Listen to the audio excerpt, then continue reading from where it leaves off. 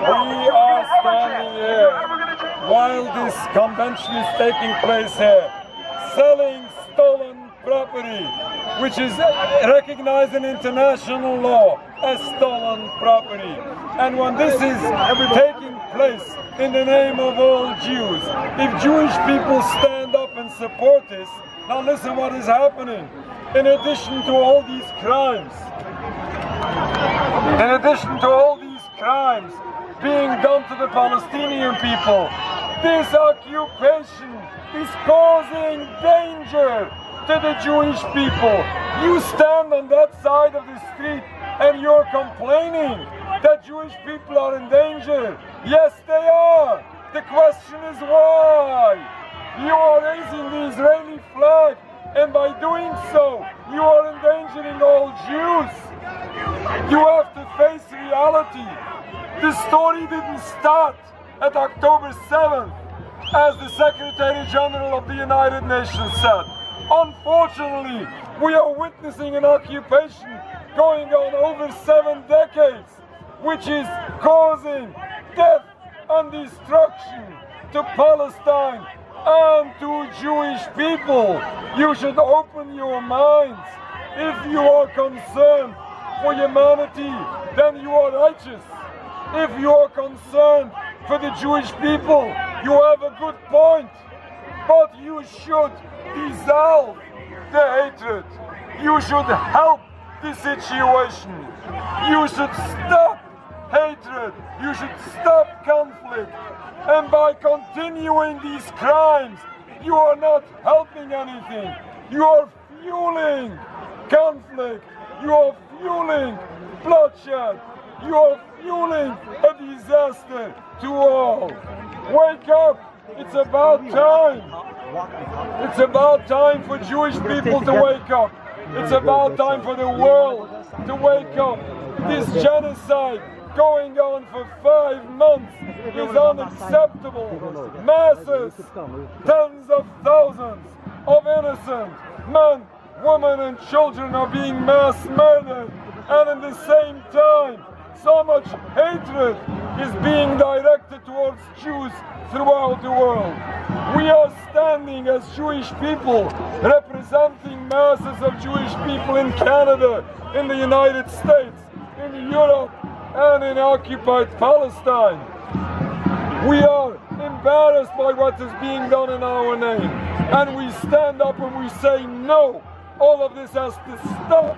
The state of Israel does not represent world Jewry, and the crimes of Israel is not condoned in the Jewish religion. This is an embarrassment to our people and a desecration of God's name. If we truly want to see a better future, then we have to study and understand what is the root cause to what we are seeing. The cause to the conflict is not the difference of religions. We had differences of religions for the longest time, and we lived in peace in other Muslim countries and in Palestine.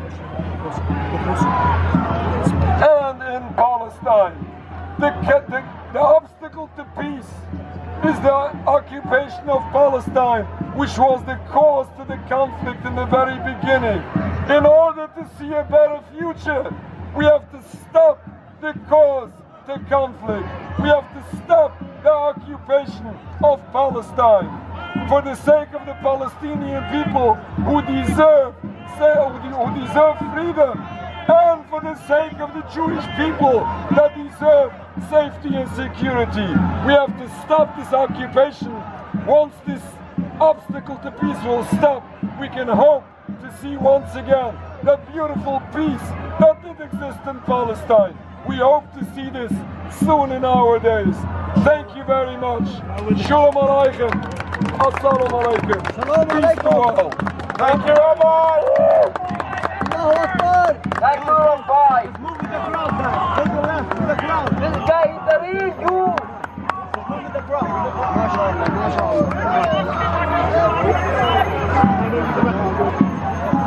Come, Sammy, let's move with the crowd. Yo, hey brother, let's go. That was Rabbi David Feldman speaking outside a Israel real estate event. I believe this took place on March 7, 2024, I think, in Toronto, Canada. The protest is towards the protest is the protest is towards a bluntly open pro-settler campaign, to build real estate on the stolen land of the Palestinians. Rabbi David Feldman is a rabbi of Neturei Karta International. Neturei Karta International, they happen to be the leaders of our generation. That is to say that they are the Jewish group with the Mizura. That means the actual right to transmit Torah, like to keep its continuation, So,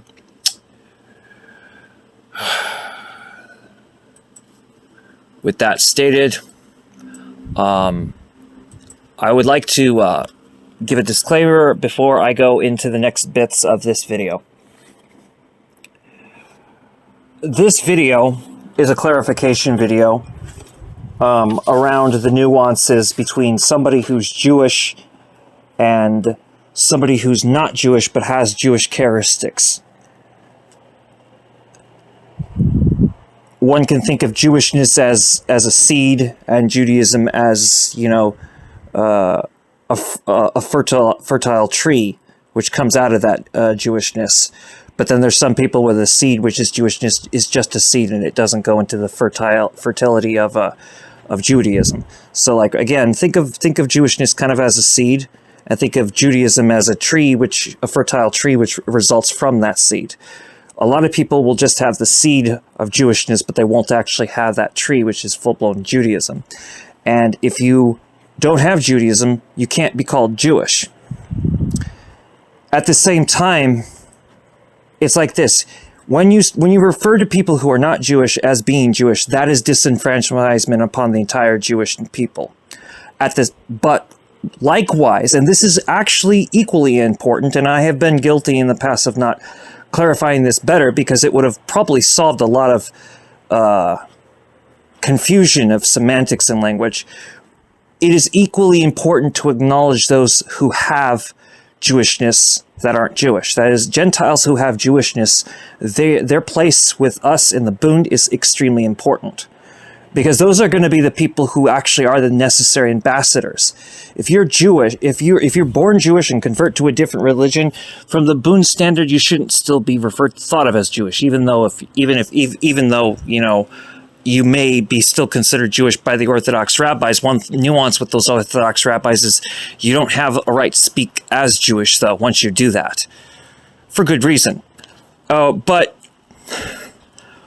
Because the Bund, and this is very important, because the Bund is not a religious institution, it is a political syndical militia. That's really what the Bund is. It is a political system, not a religious institution. We need to think in terms of relations. So if you are a Gentile with Jewishness, you probably do belong with the Bund. At the same time, there are those who are born of a Jewish father but not a Jewish mother who have been practicing Judaism, and such people need the advantage to convert to Orthodox Judaism. They need that advantage provided to them. I am working on a project that ensures that very thing. Now, there are two new people who've been brought to the Jewish Socialist Bund that I want to warm welcome. The first is Andrew Like. I really like you, dude. I hope that you stick around because your place with us is very insightful, very useful, and I enjoy talking to you. Also, welcome Mark Foster. Now, Mark Foster is, by definition, not Jewish. He was born Jewish, but he converted to the Baha'i faith at the age of 14. So, from the purely national point of view, he can't be considered Jewish.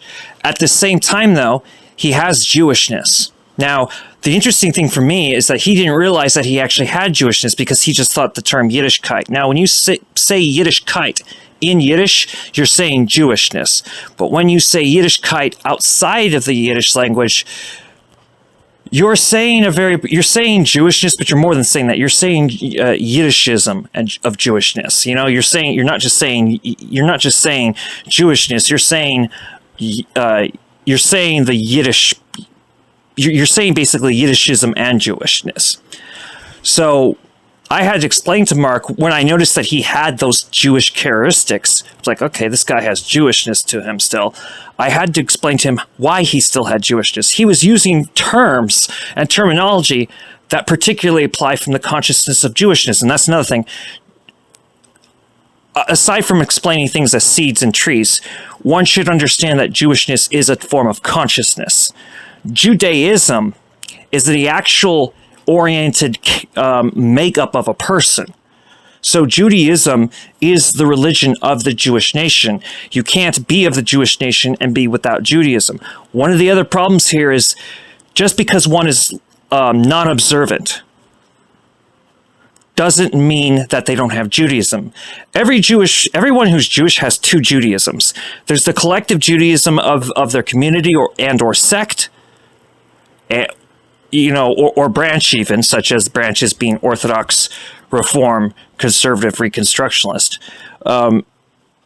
There's the collective Judaism, but then there's individual Judaism. Now, a lot of the ultra-Orthodox reject the notion of an individual Judaism. Not so much with the modern Orthodox. A lot of modern Orthodox do concede this. I particularly do concede this, and so does Dr. Weisfeld. We have our collective Judaism, then we have our individual Judaism. If I had to describe, for instance, Dr. Weisfeld's Judaism, I could only describe it as, which is kind of how he himself has described it before, because he has referred to himself as an Orthodox Jewish agnostic. So Orthodox agnostic Judaism would be his personal Judaism. If I had to describe my personal Judaism, I would probably refer to it as Jewish esoteric mysticism, because that is basically what my Judaism entails. So the freedoms and the rights to have not just our collective Judaism, but our own individual Judaism is recognized by the Bund. The old Bund was not anti-religious, it was non-religious. The same is true with the new Bund. It is not anti-religious, it is non-religious, but the big difference is the new Bund is pro-religious. Now, let's be clear here. When I say that the new Bund is pro-religious, don't get this confused. I don't have the right to tell any other Jewish person, hey, you need to be more observant, when I myself am not necessarily that observant. Yes, I am Jewish Orthodox myself. However, I'm not necessarily religious, and I would warn people. Well, first of all, almost nobody does this. Almost no one is foolish enough to say, I am religious. Anybody that says, I am religious, you should be very suspicious of. See, I never say, I am religious. If somebody asks me, am I religious? I guess I typically, with a knee-jerk reaction, respond with yes, but that wouldn't be accurate. I'm not very religious myself. What I have is a strong sense of my religiosity. Am I observant? I'm as observant as I possibly can be. So, yeah, that's very important to understand. You know, if somebody is less observant now outside of any religious groupings, just because somebody is without religion doesn't make them secular. That makes them, we already have a word for that. It's called irreligious. So one of the things I will be doing next in upcoming videos is explaining why secularism and capitalism are the same thing, and why you shouldn't confuse the term secular with secularism. A secular refers to something that, secular is a term which refers to negating something. Secularism would be like saying negate-ism. You know, indifference policy. And that gets into, again, I will get into that stuff, at another time. I've covered it before, but I need to get into this a little bit more deeper with everybody, so that what I'm saying is not misunderstood. Like, there's a current frustration I have, and this is not a complaint, this is not a criticism, but I realize it's because I have not explained enough of what I mean to people. I was personally recently on a stream with Dark Snovia, rather recently. We were both trying to promote a playlist because Dr. Weisfeld is continuing the visual because he unjustly has been booted out of a community center, despite the fact that he's a second-generation Holocaust survivor. He literally did nothing wrong. I guess he did a mild form of vandalism, which he should have then therefore just paid a fine. But no, he has to be excluded from his own community. So basically, Quebec is quite literally guilty of attacking, basically attacking a Holocaust survivor. Disgusting, inexcusable. Yeah. Where was I? I was on a stream with Dark Snovia, and he said, I know you may not like this, Nat, or you may not believe this, but the people who really strongly are opposed to Christian nationalism are atheists. And I did make clear to him, I'm not surprised by that. Let me clarify something again. I do not look upon atheists as suspicious. No, if you know me, I look at spirituality with suspicion, not atheists. Atheists are just atheists. An atheist is somebody that just does not acknowledge divinity. That's all that is. An atheist is someone who simply does not acknowledge divinity. I oppose atheism on political grounds, particularly. Atheism is a chauvinist ideology. It has nothing to do with being an atheist. And yes, I oppose agnosticism because, yes, the first agnostics did embrace agnosticism. But and agnosticism had even been referred to originally as a religion, even though it's not. It's another chauvinist philosophy. Being agnostic itself, though, is not chauvinist. So again, an agnostic with no religious affiliation of any kind doesn't make them secular. That makes them irreligious once again. Now, sometimes atheists and agnostics still keep their religion. Dr. Weisfeld's an agnostic, and he still keeps Judaism. The reason for this is that some of the orientations, or more accurately, religiosity referring to religious orientation, and you should think of this in the same vein as sexual orientation. You know, a gay person is going to remain gay regardless of what you do. No matter how dictatorial, no matter how much theocratic brainwashing you want to put on a gay person, that person's going to be gay regardless, because it's a matter of orientation. And that is how you have to understand religiosity. And this is one of the reasons why a lot of Bundists, why a lot of us do tend to part ways with the communists. It's not because we're opposed to the end game of communism per se. It's because communists do not universally combat cultural genocide. A great deal of communists, to this day, do not see cultural genocide as even a real thing. And that is a problem. If you stand with anti-religion, you stand with cultural genocide. And I re-looked, by the way, at the Dark Matter channel. It is not. It is in fact bigoted. So I disagree with you there, Dark Snowy. Now, I'm not trying to blast anybody here. I just noticed that people keep getting the wrong idea about what I'm saying. So let me establish this for everybody's ears. I am a facilitator of information.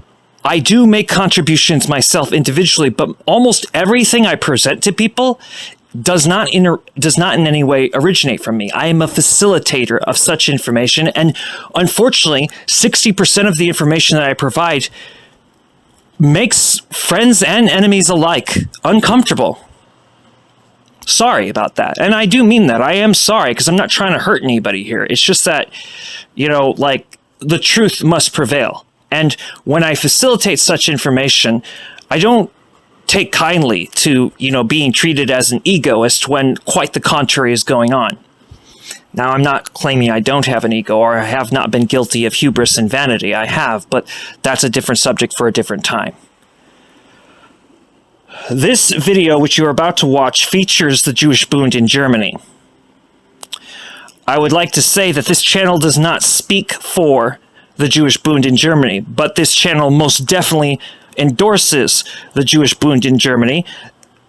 The totality of the Jewish Socialist Bund 100% acknowledges the Jewish Bund in Germany as an independent chapter.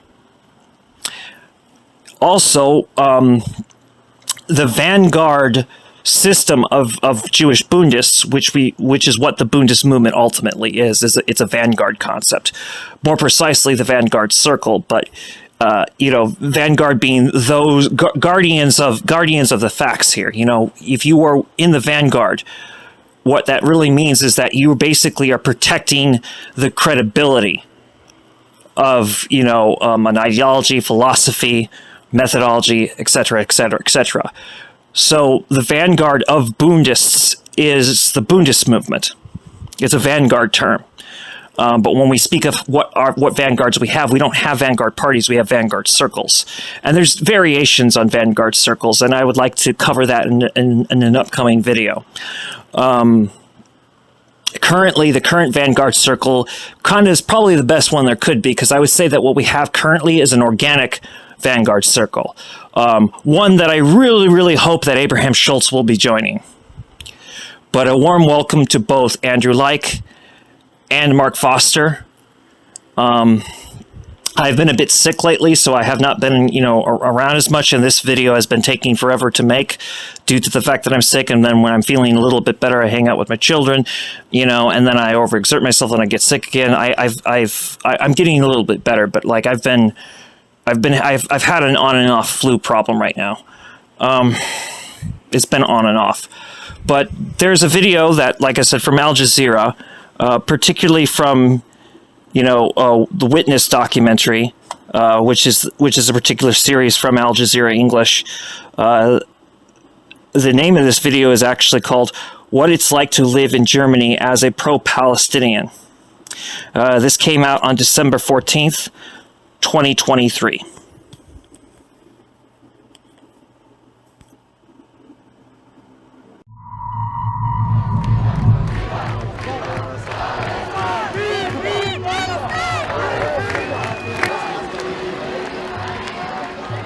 Ich bin die Rechtsanwältin, deswegen komme ich einfach mal mit, ja?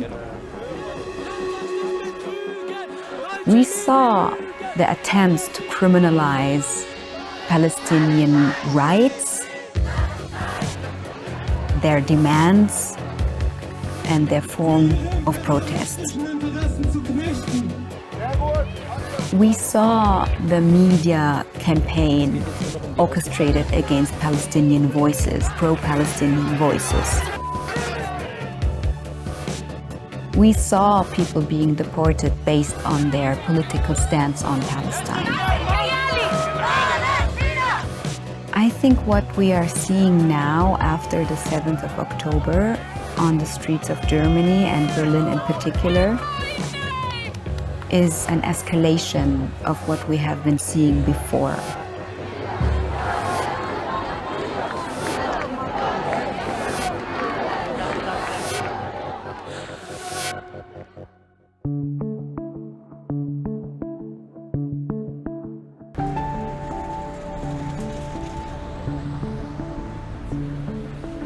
Ich bin in Deutschland geboren als staatenlose Palästinenserin.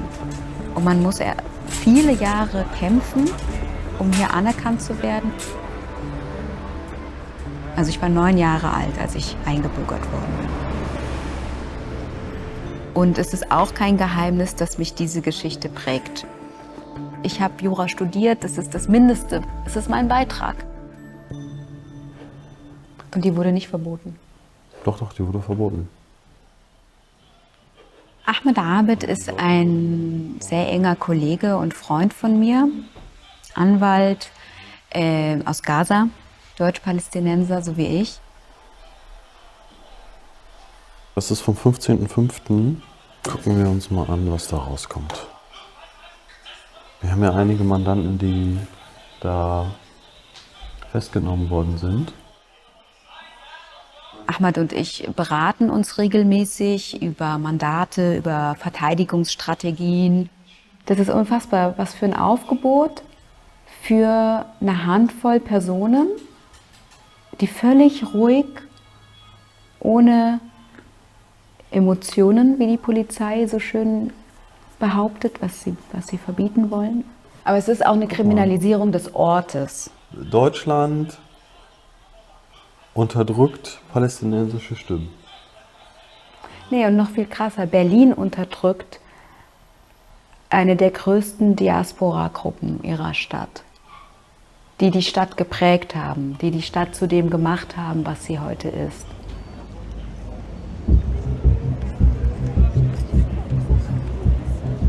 Ich würde so gern wissen, was die Anweisung war an die Polizei. Das ist echt eine gute Frage. Und wer ihnen erklärt hat, was verboten ist und was nicht. Völlig friedliche Demonstranten oder völlig friedliche Passanten werden hier festgenommen. Ja, trotzdem. Das ist auch sehr typisch. Ja? Die Polizei will natürlich jegliches Filmen und Dokumentieren verhindern. Talk to me. What? Do you want my ID? My Ausweis?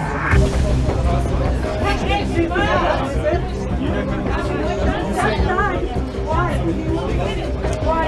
I'm a student. I'm a student. I carry gun and I'm a terrorist. What did you tell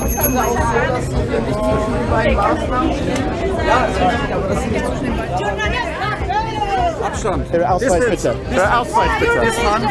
Ihre Dienstausweis bitte. Wo ist Ihre Nummer? Mein Herr.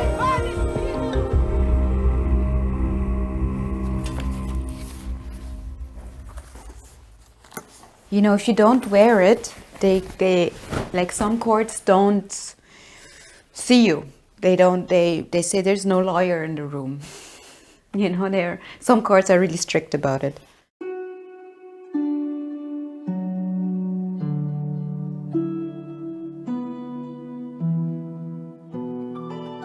This is my aunt, Khalti Fatme.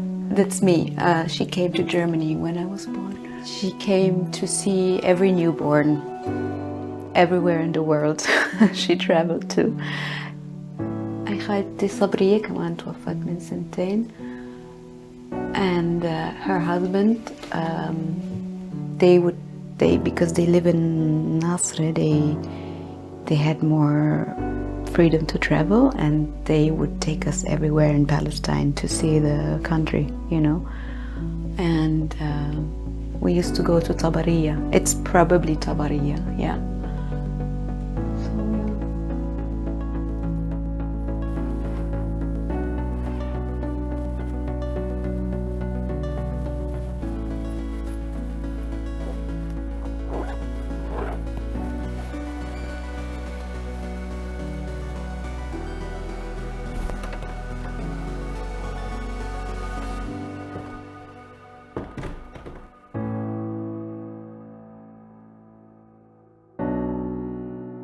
In May 21, there were a couple of demonstrations to show solidarity with Sheikh Jarrah and the Gaza Strip.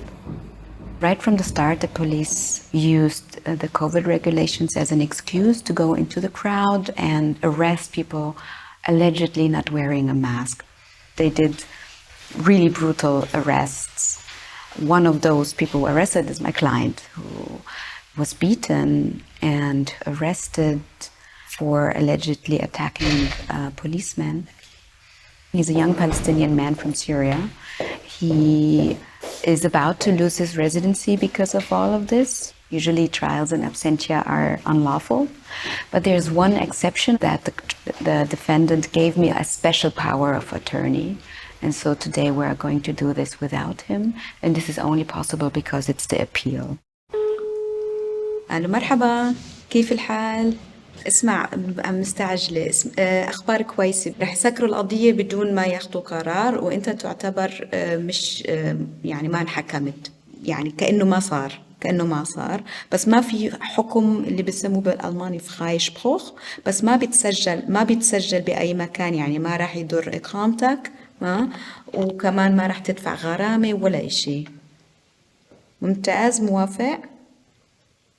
ماشي الحال، معناته هيك هلا رح احكي للقاضي ورح تتسكر القضية. تمام؟ يا الحمد لله، الحمد لله. يلا يا بحكيك بعدين. يلا مع السلامة، باي باي. هلا باي. Alright, let's give them a sign. So we take the case. يلا بحول.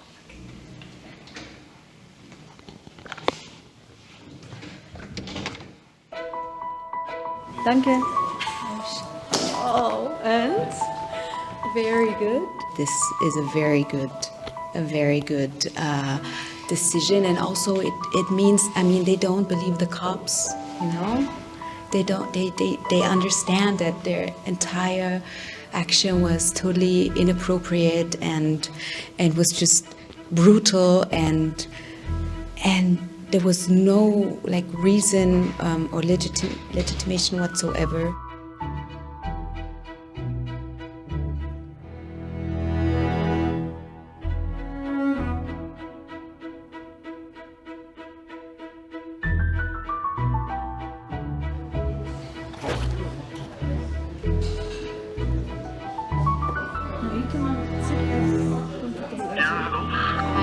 Guten Tag, Herr Abed. Sie sind auf Lautsprecher.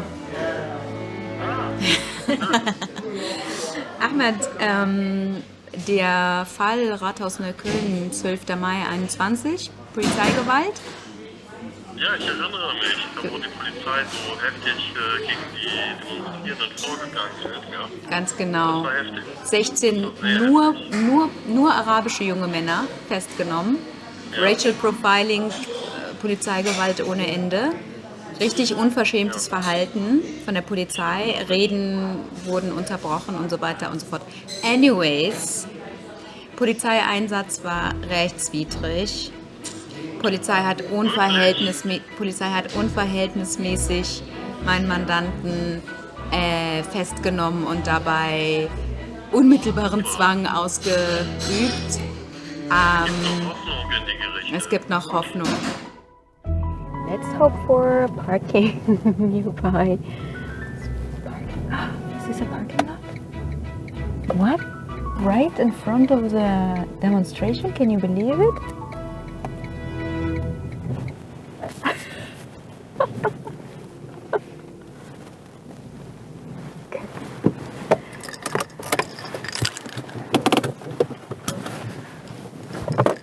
We're trying to bring about change on a case-by-case situation.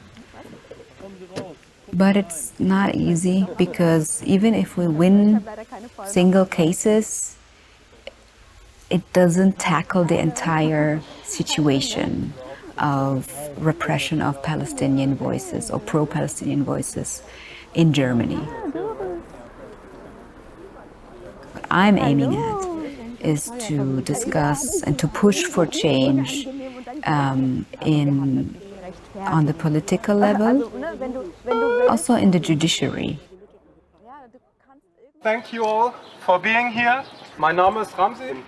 1948 wurden über 750.000 palästinensische Menschen vertrieben auf der Grundlage ihrer Ethnie und im Zuge der Schaffung des Staates Israels. Über 500 Dörfer und Städte wurden vernichtet, mehrere Tausende an Toten. Und dafür stehen wir hier und wir stehen auch hier, um klar zu sagen, wir lassen uns den 75. Jahrestag der Nakba dieses Jahr im Mai ebenfalls nicht nehmen. Dankeschön.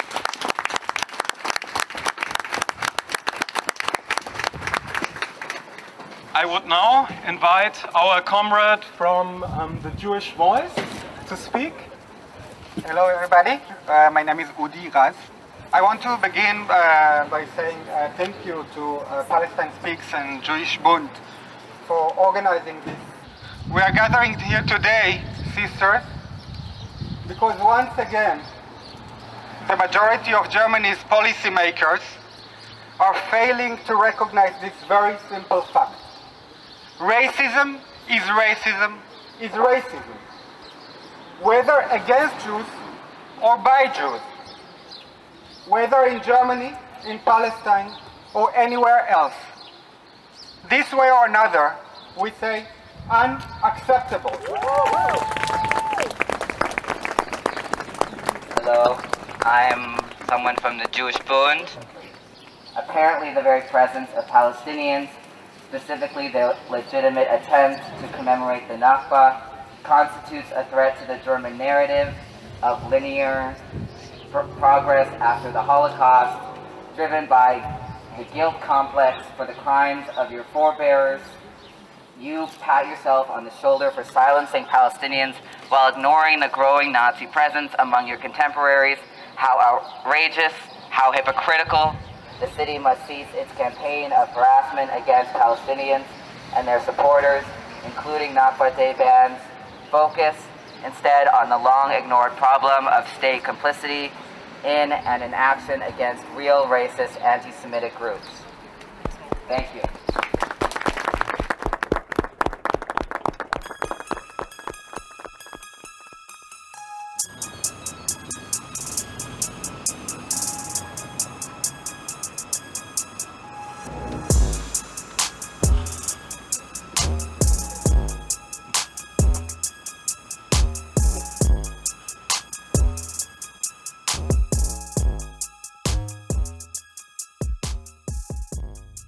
Hallo an alle, schön, dass ihr da seid und dieses Angebot wahrnehmt. Wie ihr mitbekommen habt, es war ein ziemliches Hin und Her mit, kann unsere Demo stattfinden oder wird sie verboten. Deswegen haben wir auf jeden Fall einige Fragen heute.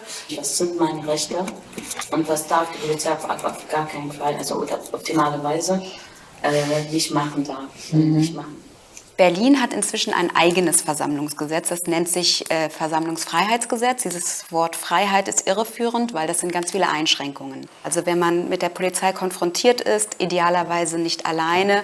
Also verlasst euch nicht auf Recht und Gesetz, weil das kann in bestimmten Situationen einfach außer Kraft gesetzt werden, weil es, ja, die Polizei nicht sich immer daran hält. Die Versammlungsbehörde gehört übrigens zur Polizei.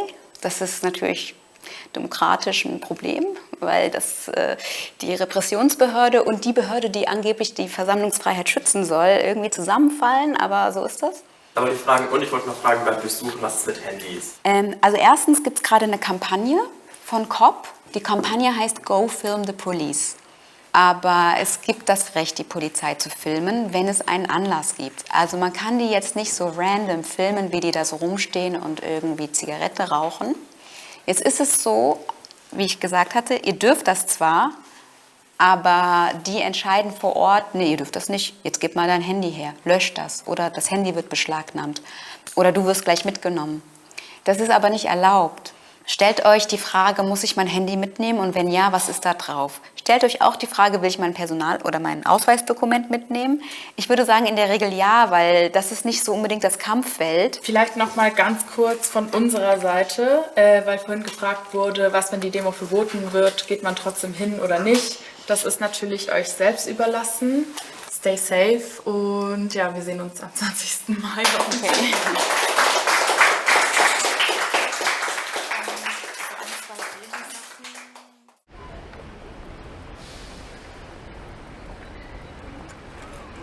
Obwohl die Versammlungsbehörden wussten, dass diese Demonstration stattfinden soll, schon länger, haben sie abgewartet bis kurz vor knapp. Hi Ahmad, ich bin's Nadia. Ich meine 1-2 Tage vorher wurde die Demonstration verboten. Wir haben einen Antrag bei Gericht eingereicht, ob es denen schon vorliegt. Ja. Liegt vor. Ja. Wer hat dir das gesagt? Ich warte. Aber natürlich ist jetzt nicht möglich, irgendeine Zeitangabe zu machen, wie lange das dauert oder. Nee, lässt mich auch nicht. Nochmal bitte, du warst kurz weg. Ahmad? Die Pforte lässt mich nicht ran an die Richter. Ja, klar, okay. Security. So, Bouncers. Ja. Puh, Ahmad, ich weiß nicht, ich meine, in 2 Stunden soll die Demo stattfinden. Denkst du, die kriegen bis dahin irgendeine Entscheidung? Das weiß ich doch nicht. Was ist denn jetzt?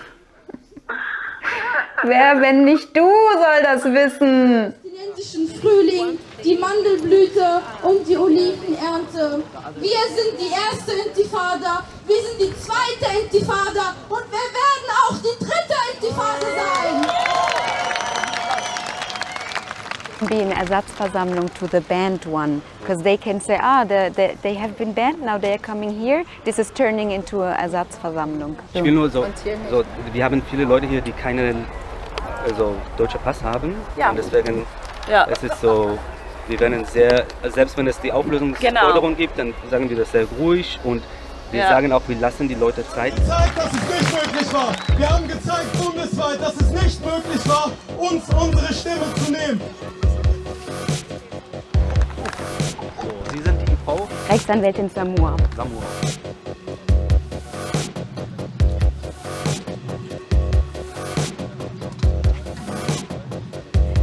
هو امبارح اجوا لعندي على البيت. والله؟ جاي يخبرني انه منعت المظاهرة الساعة 5. قلت له لا تحكي معي، معك ورقة؟ قال لي لا. جيت سكرت الباب، حط اجره على الباب. جيت مسكت الباب ورفضته هيك. ما شالوا اجرهم، ضلوا حاطين اجرهم وانا بقول له ما بحكي الماني وهو ضلوا يحكي معي. هاي بيجوز نفس الشيء تحذير. بالضبط.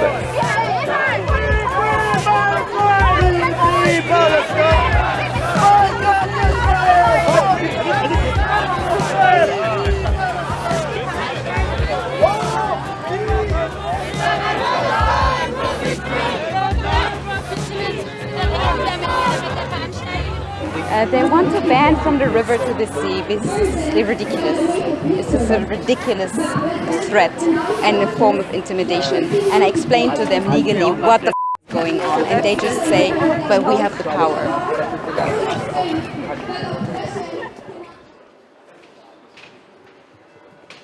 Also ich finde es wirklich spannend, dass wir eingeladen worden sind, zu sprechen über institutionalisierten Rassismus.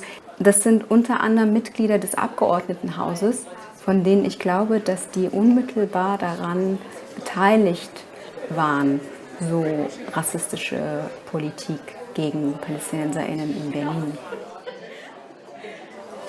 Wir haben jetzt noch eine Sprecherin und ich würde dann das Gespräch für alle im Raum öffnen.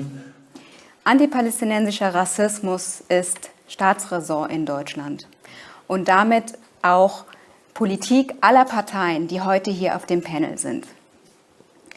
Die palästinensische Community ist stark in Berlin vertreten und trotzdem wird wirklich täglich, und ich spreche tagtäglich, werden palästinensische Menschen in Berlin ausgeschlossen, aus öffentlichen Räumen verjagt, diffamiert in Politik und in Medien. Ihre Identität wird verneint, wird unterdrückt, ihre persönlichen Erfahrungen werden ins Lächerliche gezogen, werden nicht anerkannt, nicht akzeptiert.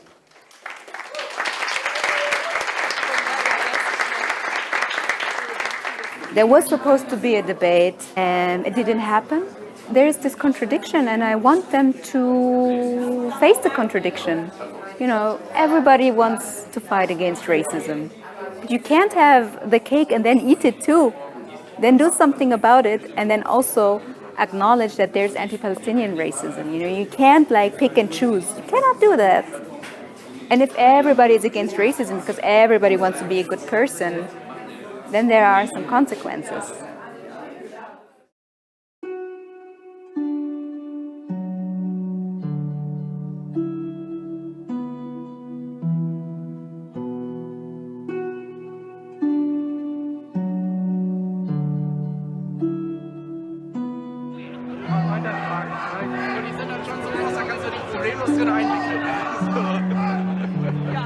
Also hat mich Iris Hefitz von der Jüdischen Stimme für gerechten Frieden in Nahost gefragt, ob ich mit ihr zusammen die Rede halten will.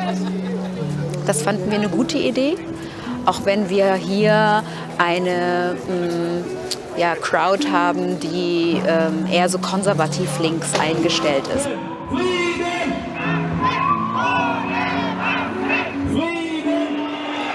Dabei zeigt doch die jüngste Gewalteskalation eindrücklich, dass Gewalt eben kein Mittel der Politik sein kann, dass Sicherheit nur miteinander und nicht gegeneinander möglich ist. Liebe Nadja, liebe Iris, wir freuen uns sehr, dass ihr beide jetzt gemeinsam hier sprechen werdet.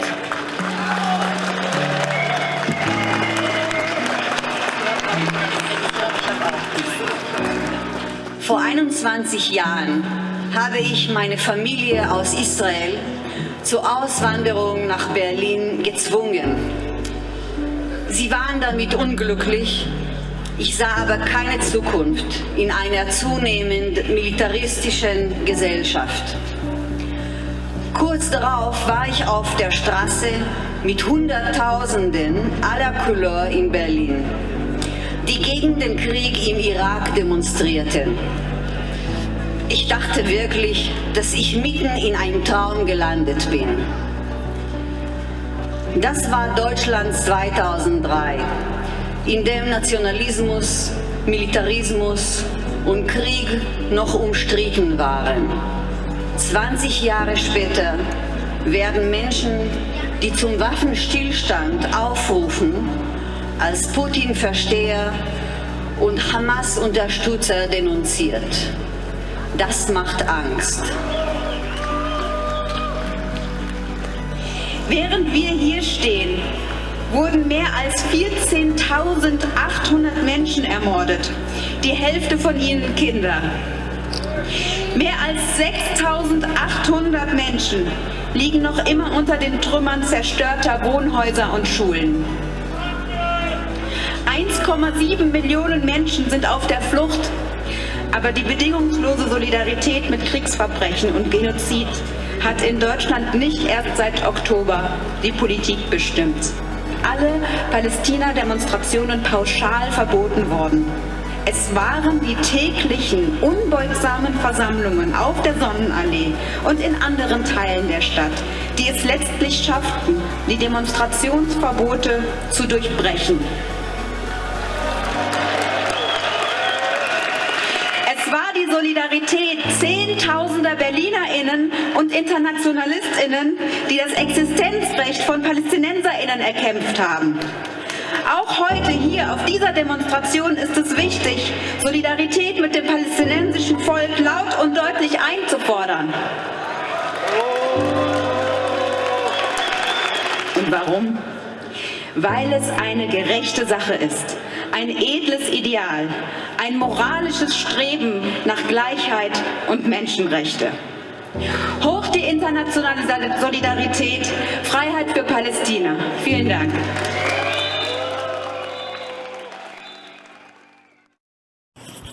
Okay, next up I'm going to play for you something that I've recorded. I'd like to thank Jason Unruh, the man that helped me place my voice to text. I don't know how to do that. Some people have a couple times tried to show me how, but like I only learned through consistent obsessive repetition, unfortunately, and that has never been I've never been in an opportunity where I could consistently be shown the same thing over and over again on this regard. So I thank Jason Unruh for helping me with this. What I'm about to play here for you is something that is in the Manual for Revolution. I'm not sure if it's in Volume 1 or Volume 2, but initially it is an extension of a blog post I wrote years back. I wrote a blog post, but the blog post is, I guess you could say, while maybe amusing to some people, it's incomplete.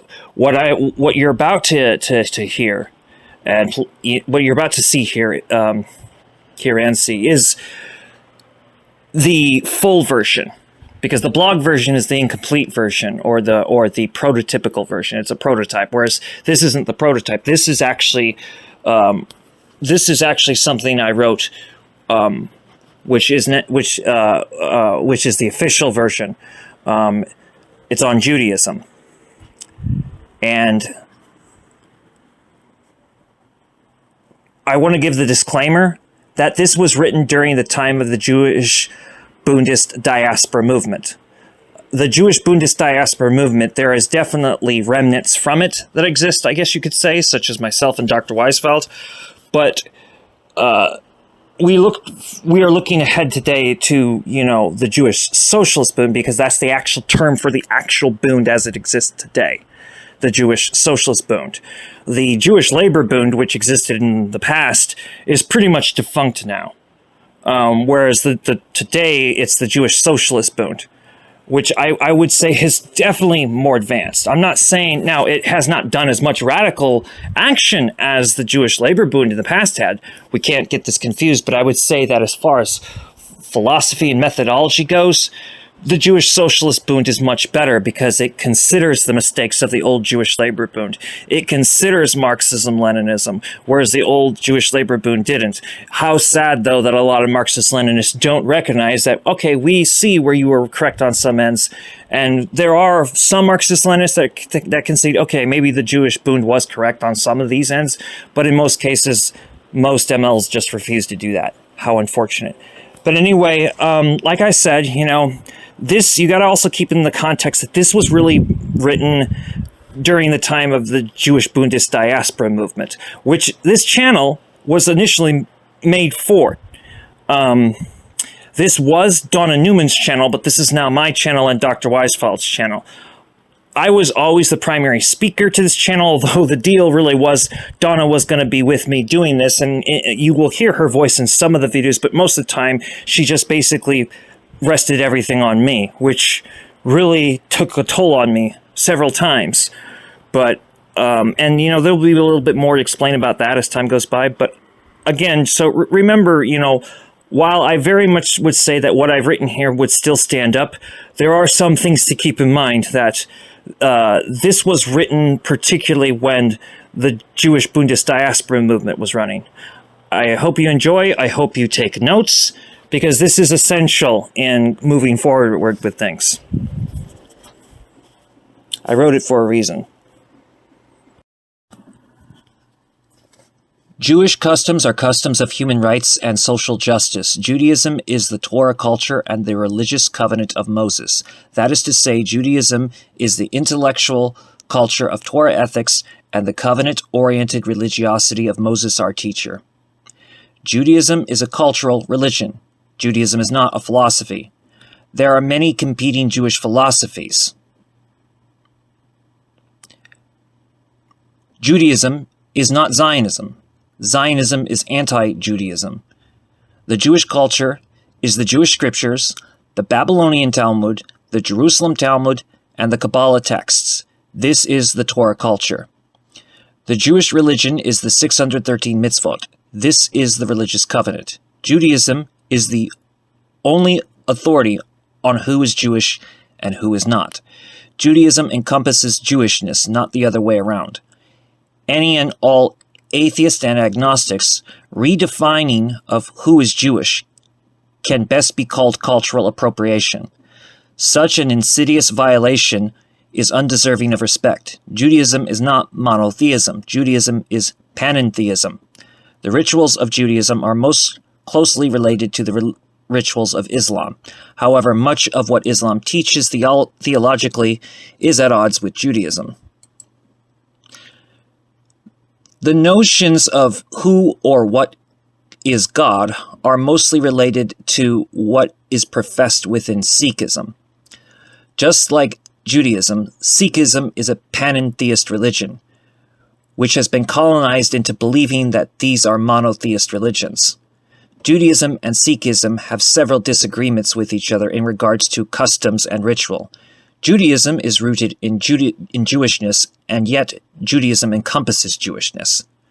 Human rights are always trampled underfoot by those who would deem themselves monarchs and oligarchs over the rest of humanity. A true queen is a mother teaching to a world the virtues that will never be destroyed. A true king is a scholar leading a population to glory of mutual benefit. If a king deems himself to be a monarch, then he is no king at all. So too, if a queen deems herself to be a despot, then she is no queen at all. For a kingdom is based on piety, and the only eternal proof proven for sure is that a pious covenant will last from generation to generation, so long as we can cherish the cycle of life and seek not to escape our mortality, thus ensuring the doom of the next generation. Humans are social beings in need of constant exchange of one another, and by this we find purpose.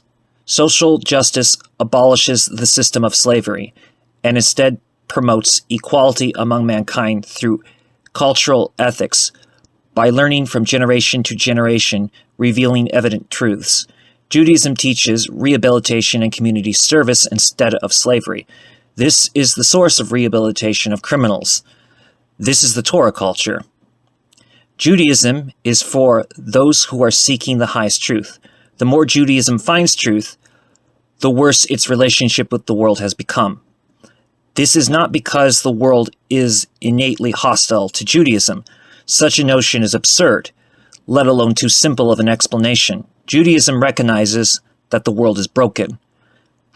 Tikkun Olam is the root of what being Jewish is all about.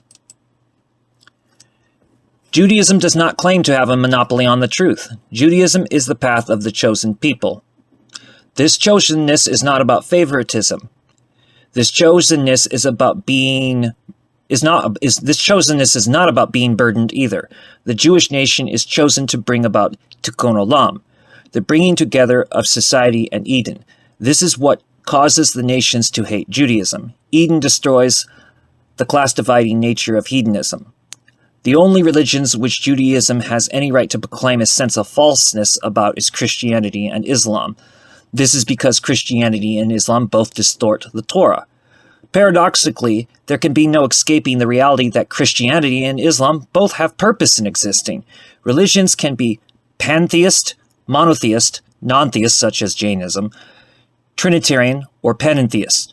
There are no religions which can be called atheist, agnostic, or polytheist. However, what cannot be neglected is that an atheist is not always practicing the chauvinistic philosophy of atheism. Likewise, it cannot be assumed that every agnostic agrees with the philosophy of agnosticism, or that all polytheists agree with the many contradictory versions of polytheism. Even after someone Jewish becomes atheist or agnostic, that person is still Jewish. Judaism is a culture just as much as it is a religion. Human culture is the very essence of humanity. Religion arose as part of human evolution. This is the root of the socialist impulse. Judaism centers around community, not conquest. Judaism opposes absolutist claims invented by governments and statesmen. Judaism is generational, seeking to strengthen the chain of Torah culture. Judaism is opposed to the ideology of wealth and domination over others. The strength of generational chain of Torah culture is dependent on the 613 mitzvot. The 613 mitzvot are considered binding to every generation. The application of the 613 mitzvahs are always to be reinterpreted for each generation. Sovereignty is, according to Judaism, most sacred. Sovereignty is what cannot be violated under any circumstances. Judaism proclaims the Torah to be the truest sovereignty of all.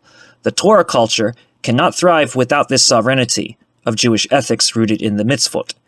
The Jewish nation is not like the other nations because Jewish sovereignty is the only sovereignty which is not connected to a country. Patterns of sovereignty are categorized as the forest, the community, landmark, the fortress, the river, and the tribal authority. Jewish sovereignty is the ethics of the Torah culture, the only sovereignty without a physical location. The tribes of Jacob were the first manifestation of Jewry, yet they were not the last manifestation of Jewry. Most everyone from the 12 tribes of Jacob converted to other religions, and in a few generations lost their Jewishness. Judaism teaches that we are to seek justice. Social justice is part of Judaism. Judaism is not for everyone, but Judaism is open to anyone seeking to become someone new under the required circumstances. Judaism is not connected to ethnicity. No one is half Jewish. Such a notion is insulting. No one is Jewish by ethnicity. To assume so is anti-Semitism. Judaism has a tribal past, but Judaism is not a tribal religion. Christianity puts faith before action. Islam attempts to equalize faith and action. While it must be stressed that Judaism does not negate faith, action over faith is central to Judaism. Judaism is not pacifism. Judaism is not nonviolence. Judaism is not aggressive. Judaism is about justice, truth, and peace. Judaism does not teach a doctrine about seeking violence, but Judaism cannot always evade such violence. Christianity teaches that a man from Nazareth who claimed to fulfill the Torah by negating the Torah in spite of this contradiction, the savior of all mankind. Islam claims a monopoly on the truth, that other systems of religiosity may have some truth, yet never the full truth. Judaism considers the Torah to be completely correct because the Torah makes it evident that no religiosity can hold a monopoly on the truth. Judaism is not the enemy of Christianity or Islam, because we already know that there are those who become better because of the Gospels and the Quran. Judaism desires peace with both Christianity and Islam. Zionism does not care about Judaism. To the Zionists, Judaism is something to hide behind, something to hold hostage in order to avoid the judgment of the nations, including the judgment of the Jewish nation. Those looking for the Torah culture of covenantal religiosity are those who become Jewish in the Beit Din. The Holy Land has never been the sovereignty of Judaism. The Jewish nation was merely the custodian of the Holy Land in days gone by. That time is over. Zionism is the spirituality of Simon Bar Kokhba, the great heretic and failed Messiah. The Zionist state, falsely bearing the name of Israel, is Amalek. The Jewish nation is a people nation, not a nation state. The Jewish nation is a diaspora nation.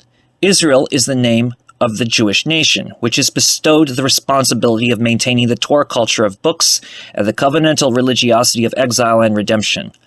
The books maintain the Jewish nation in the Torah, which transcends borders. The mitzvahs dictate that foreigners residing among the Jewish nation must be treated as our own.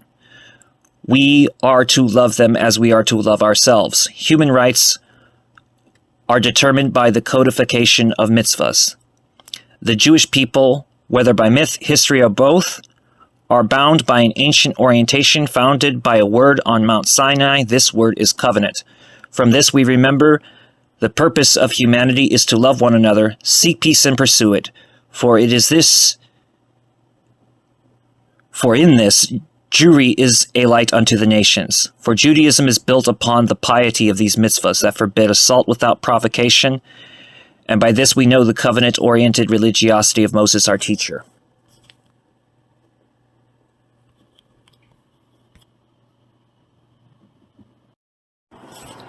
I really should mention that revolutionary Orthodox Judaism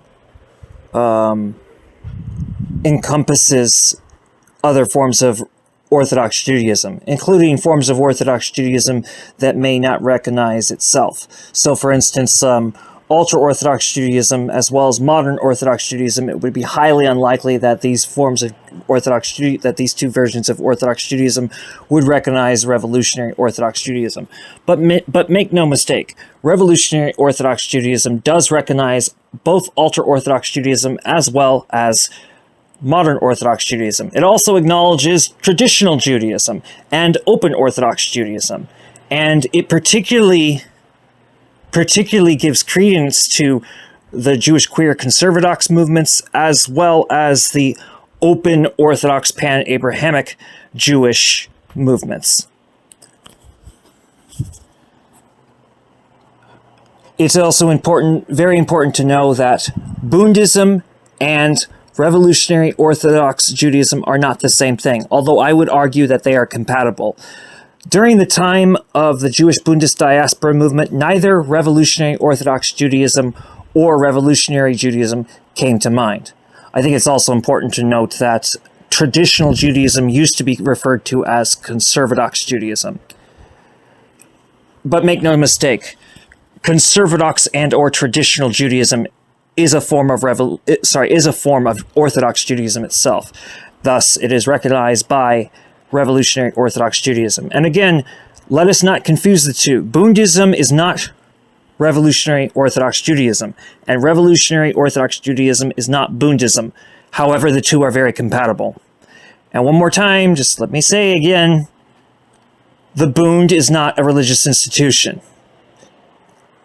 I do have to emphasize that because a lot of people just don't get it. Civil rights for the Jewish people is a political matter. And this is something that the Bund concerns itself with. And of course, the Bund also concerns itself with the human rights of the Palestinians, the civil rights of Palestinians. And there is no need for me to go into the why. We already know why. Anyway, You know, I just feel like I just felt I need to say that.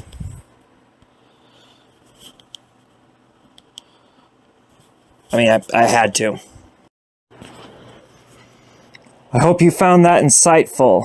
This next one is on Jewishness. Just as before, this was originally a blog post, but that blog post was more of a prototype, whereas this, what I wrote, is a lot. Which I later wrote is far more detailed. So it's very similar to the blog post, except for the fact that the blog post is more of the prototype, whereas this, which I've written here, had been, you know, the official version, and is the official version. Again, like before, it was written during the time of the Jewish Bundist diaspora movement, but I would say the crux and integrity of what it says holds up and will continue to always hold up, you know, and others could, you know, draw from it and extend, you know, it in theory. But this one's on Jewishness, and I hope you learn from it. I hope you appreciate it.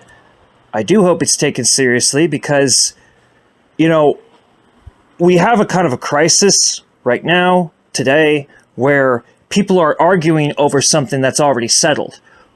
You know, and this is not necessarily new. While these are definitely my words, and you can see that my strain of thought is throughout this, what I've proclaimed here is nothing new. And yes, I do make my own contributions, you know, that are completely mine. But even when making contributions, I'm literally just facilitating other stuff that I already know. I never wanted to be in politics. I should make that clear to people. I never wanted to be. I've done it out of what I would say is necessity. I understand politics. I understand that if you don't get political, politics is going to infringe upon you. But anyway, I hope you enjoy this. I hope you get something out of this. I hope that you will take it seriously enough to, you know, think before you say certain things. And I'd like to just once again, you know, say to both Andrew Like and to Mark Foster, welcome. And again, I really do hope we could get Abraham Schultz, you know, involved. Like he should be, you know, involved. You know, that we need Abraham Schultz. He's been around for a while. I have only ever been in contact with him through Facebook. I've never talked to him on the phone. I've never video chatted with him. It'd be nice to do so. Anyway, this one's on Jewishness. Jewishness is the description of what makes someone Jewish. To go further into the context of Jewishness, the first question should be asked, and that question is, what does it mean to be Jewish? The first point to be made is that Jewish is not a homophone. Jewish is not whatever you wish it to be. There are those who are correct in their context of who is Jewish, and there are those who are incorrect in their context of who is Jewish.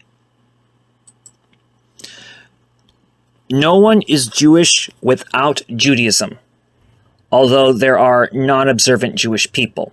Non-observant Jewry do not negate themselves away from Judaism. There are only two official ways of achieving Jewishness. The first and more common is being raised by a Jewish mother since birth, being brought up with Jewish ideals, Jewish tradition, Jewish logic.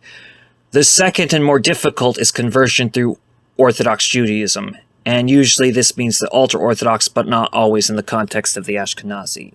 The Bundists do not seek to make the entire Jewish people religious. Rather, Bundists would remind the Jewish people that non-Orthodox definitions of Jewishness are reactionary tendencies of a confused nature. This widespread confusion being dangerous.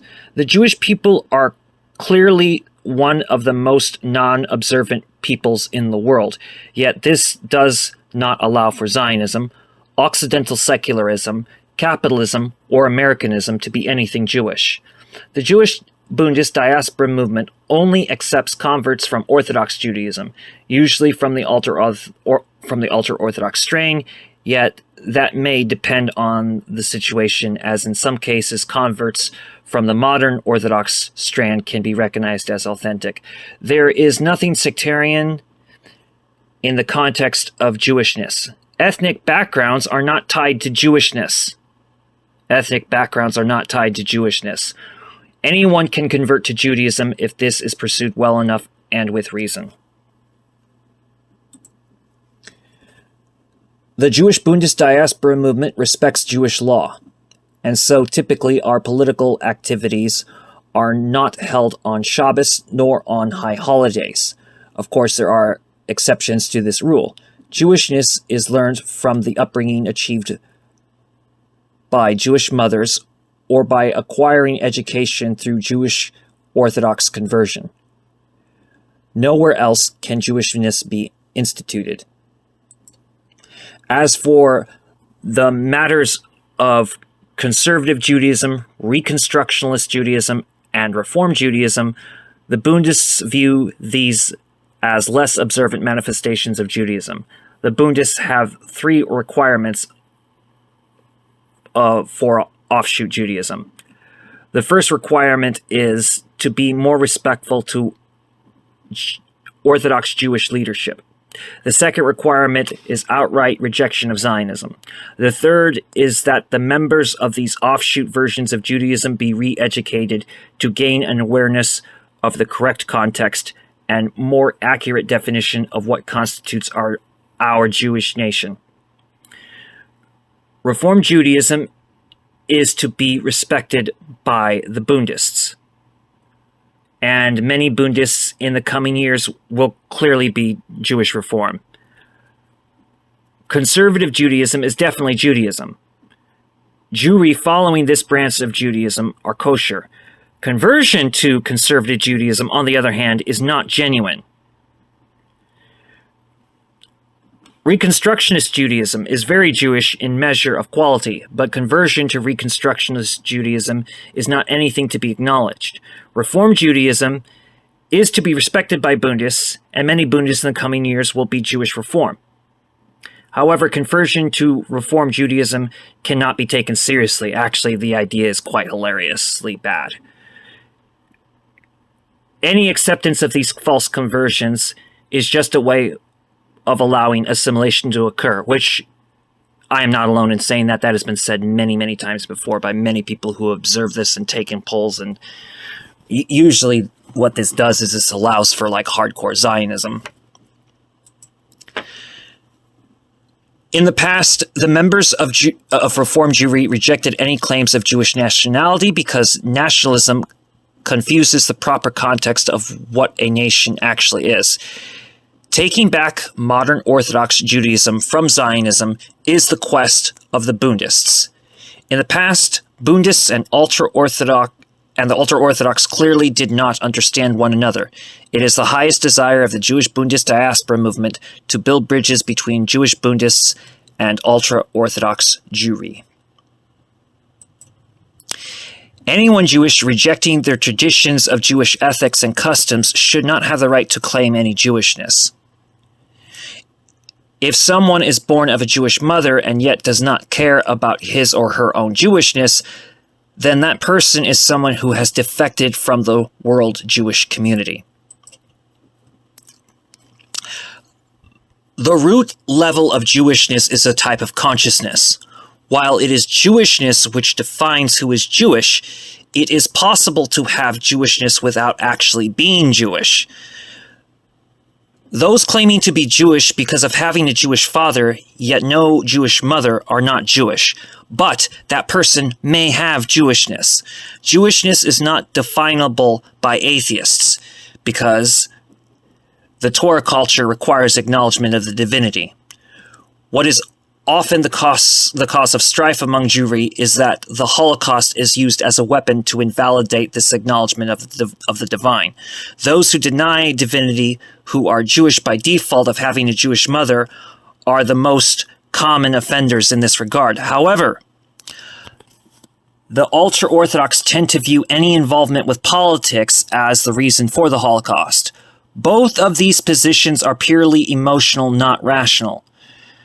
The cause of the Holocaust was actually that the Ashkenazim kept their heads down and were very passive. Instead of combating Judophobic anti-Semitism, which is still the primary inhibitor to the universal Jewish mission of Tikkun Olam. The Ashkenazim did one of three things. They attempted assimilation, which rendered them in most cases non-Jewish. They sought to isolate themselves, as many of the ultra-Orthodox still do, hence negating Tikkun Olam. They became Zionists, which is the opposite of being Jewish. This does not mean that being Jewish has anything to do with violence. Contrary to the incorrect positions of nonviolence, the exile does not mean passive or nonviolent. A better term would be non-aggressive. The Jewish people are to be non-aggressive. The paradox is that the Ashkenazim were the primary victims of the Holocaust, yet their views of conduct have become so prevailing to other ethnic groups who are predominantly Jewish, like the Sephardim. Ashkenazi theology deviates the most from Orthodox Judaism. Not Sephardi theology, not Mizrahi theology, not Afram theology.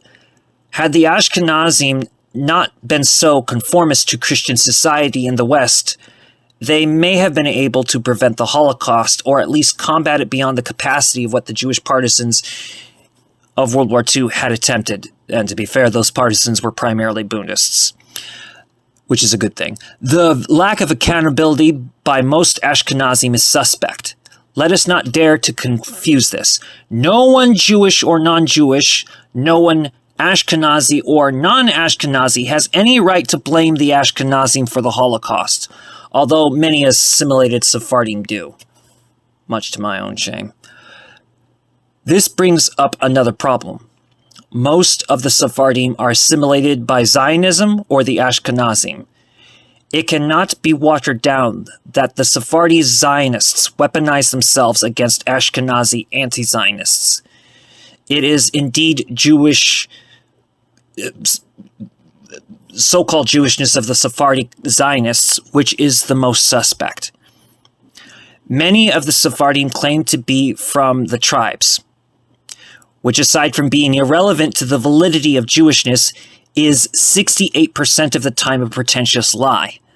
The proof being, the Palestinians and the Ashkenazim actually have closer DNA to themselves. And you can actually look into this. Ashkenazi DNA and Palestinian DNA are strikingly similar. There may be sometimes similarities with Sephardi DNA and Palestinian, but not by much, not that significant. And another funny one is you go through Mizrahi DNA, and Mizrahim is more than one ethnic group, by the way, but you go to Mizrahi DNA, in a lot of these cases, they will have closer DNA to the Palestinians, but not as nearly as much as in most cases with the Ashkenazim. Sephardis, like myself, would have the least amount of similarity with Palestinian DNA.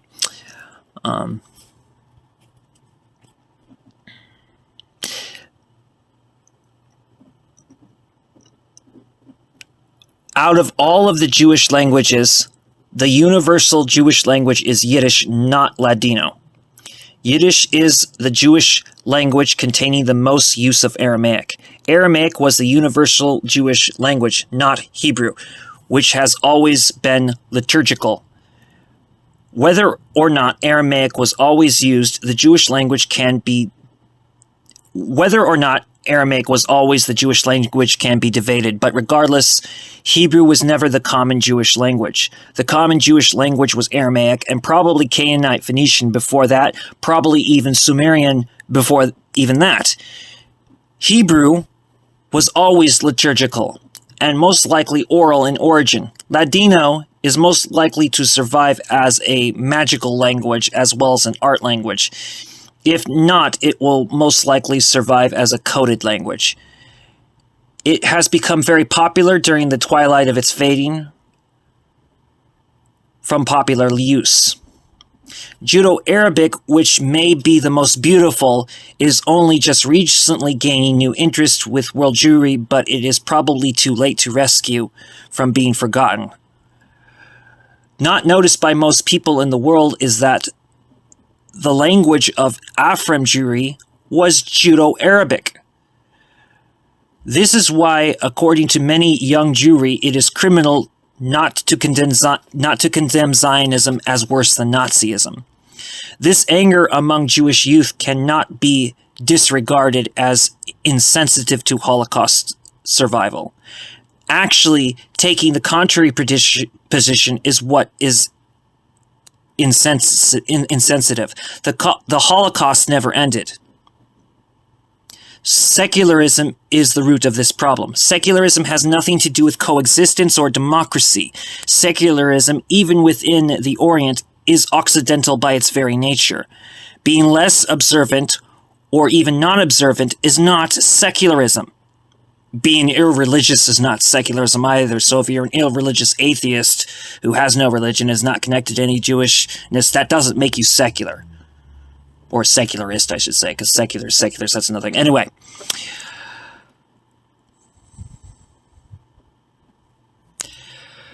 Being less observant or even non-observant is not secularism. It is just a secular tendency.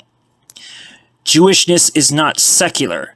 Jewishness comes from Jewish mothers. So how is it possible then to have Jewishness without being Jewish? The answer has to do with being around Jewish people for certain amounts of time. Being around Jewish people for certain amounts of time is not enough, though. If, however, someone non-Jewish who has been around Jewish people for a certain amount of times starts to identify with Jewry and their customs, then almost certainly that person is going to have Jewishness. No one born of a non-Jewish mother is born with Jewishness. If that person's father is Jewish, no one born of a non-Jewish mother is born with Jewishness if that person's father is Jewish. However, the likelihood of picking up on Jewishness from a Jewish father is likely yet not always guaranteed. It is true that Islam is the closest religious tradition related to Judaism, as far as other religions are concerned. Yet, to be clear, Bundists hold no tolerance for dual religiosity, because that's literally bigotry. To say that you're of two religions is literally bigotry. It's defamation and disenfranchisement. This does not mean necessarily that participating in other people's religion is necessarily, a no-go. It's the claim of being both. Yet to be clear, Bundists hold no tolerance for dual religiosity. Religiosity is a matter of orientation. Just as being homosexual, heterosexual, bisexual, these are matters of orientation. So you have to understand it in the same context.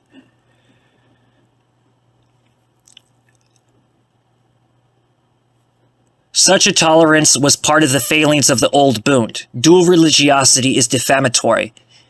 If, however, someone has been brought up as both Jewish and Muslim, then this is a matter of self-identification and the question of who is the person's mother. Such persons may be encouraged to convert to Judaism, yet if such a person chooses Islam, then there should be no hostility to such a person, even though that person has chosen to not take on Jewishness. Islamic religiosity rejects its atheists and agnostics, yet someone born Jewish could be atheist or agnostic, yet still be grafted into Judaism. Clearly, atheists and agnostics are not ideal converts to Judaism, yet those atheists and agnostics that have been born of Jewish mothers tend to take their Jewishness more seriously. The Bundist perspective of being Jewish requires correct conduct, both ethical and liturgical. Liturgical practices for atheists and agnostics of Jewish background are highly encouraged, as this is the most genuine form of solidarity. Jewishness has been found to be within both Oriental Christians and Muslims in recent time. This is something of concern because it then becomes necessary to explain that Christianity and Islam both are un-Jewish. Judaism stems from Jacob. Christianity stems from Esau, and Islam stems from Ishmael. Both Christianity and Islam call Jesus the Messiah, which is just not true. It's just not true. Jesus was so not the Messiah whatsoever. He was a excommunicated Pharisee, actually, who taught a dangerous doctrine of Stockholm Syndrome. It's called the Gospel. More important to know is that the mother of Christianity is Wicca, a religion which actually predates Gerard Gardner. That's a fact, by the way. Gardner just gave Wicca its name. Wicca completely predates Gardner. In fact, Wicca began around 1,000 years before the time of Jesus of Nazareth. Judaism is the father of Christianity. So Wicca is the mother of Christianity, Judaism is the father of Christianity. This is also why many Christians try to make it out as though they are somehow Jewish. They don't even understand why they are doing this. It is because Christianity really is related to Judaism. Because Judaism is the father of Christianity. But the religiously confused Christians don't see the clear and obvious Wicca in their own religion. Judaism is the father of Islam. The mother of Islam is Zoroastrianism. Zoroastrianism, a once failing religion which is gaining new popularity in recent times.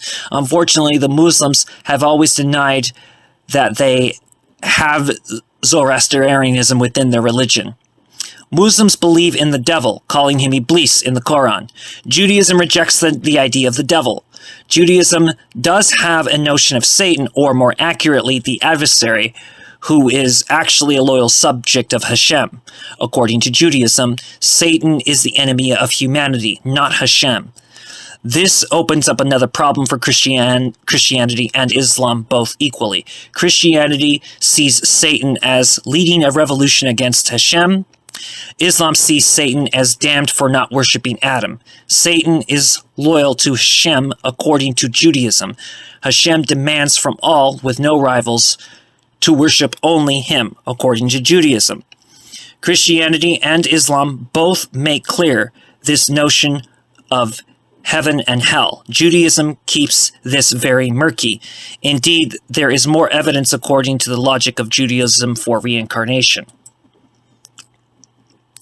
Judaism, while having more in common with Islam and Christianity, has a lot of disagreements with Islam as well. Judaism, while having more in common with Islam than Christianity, has a lot of disagreements with Islam as well. Judaism and Christianity are naturally opposed to each other on theological grounds, more so even than other religions with sharp differences. The Quran plays with many words of neutrality concerning both Judaism and Christianity, which is one of the Quran's greatest defenses. The Quran sometimes makes false accusations against Judaism, such as the idea that Jewry considered Ezra to have been the Messiah. That never happened, ever. Never in history was that ever a thing. That is literally a fabrication. Christianity teaches that Judaism is forsaken by God. Christianity, every sect of Christianity, considers the church to be the bearers of the new covenant, considering Judaism to have been a placeholder for the inevitable coming of Christianity. While neither Christianity or Islam reject outright the idea of reincarnation, this is what is kept murky with both religions, which is why many sects of both religions outright deny reincarnation. Another issue is that while Judaism does not exactly deny the possibility of a heaven-like dimension, Judaism keeps this very murky. In addition, looking upon the possibilities of a heaven-like dimension with great suspicion in several cases. Judaism rejects outright the notion of a hell. Judaism usually accepts a type of purgatory to exist called Gehenna. There is also the underworld, which is outright acknowledged in Judaism. There is also the underworld, which is outright acknowledged in Judaism as Sheol, the grave. But this is the place of resting, not damnation. Judaism is a cultural religion, not a race or ethnicity. Jewishness is not based upon blood as a definition. Now I'm going to bring this to something that Dr. Weisfeld recorded and uploaded on May 10th, 2023. Dr. Abraham Weisfeld talks about Jewish Muslims and Jewish Christians. I just would like to make this correction. There's no such thing as there's no such thing as a Jewish Christian, and there's no such thing as a Jewish Muslim. There are, however, Muslims with Jewishness and Christians with Jewishness. And that nuance must be understood. So, should Muslims with Jewishness be brought into the Bund? Yes. Should Christians with Jewishness be brought into the Bund? Yes. And one thing that I'll also have to say is which Christians qualify and which ones don't. I'm going to have to be real with you. I actually completely agree with him. He is not wrong to exclude the Protestants. He's not wrong to exclude the Roman Catholics. Look, we may have a better relationship with the Roman Catholics today than we had for centuries, but Roman Catholics are too far away from us. There may be some exceptions, but it would be very difficult for a Roman Catholic to have Jewishness. That would be almost near to impossible, given the type of mentality they have. And another thing is this. Another thing, while the other Western churches are far worse than the Roman Catholic Church, the Roman Catholic Church is the root of it is the first of the Western churches, the very first. And while a lot of Catholics are disgusted with the Crusades and the Inquisition, to this day, not enough of them are denouncing it. That does not mean we have the right to blankly just condemn all the Roman Catholics, but it does mean that we have every right to consistently put the Roman Catholics on notice. The Roman Catholics, for centuries, persecuted Jewish and Muslim. They also persecuted Eastern Orthodox Christians and Oriental Orthodox Christians, probably because the Oriental Orthodox Christians and the Eastern Orthodox Christians are just more authentic. I'm sorry, they're more authentic. The Edomite traces, for one thing, are in those churches. The Greek heritage is in those churches. I mean, the Celtic heritage is in those churches as well. The simple truth being that,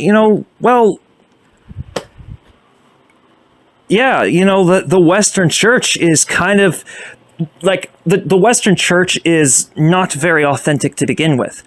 If you just study the Great Schism, they split over basically, language.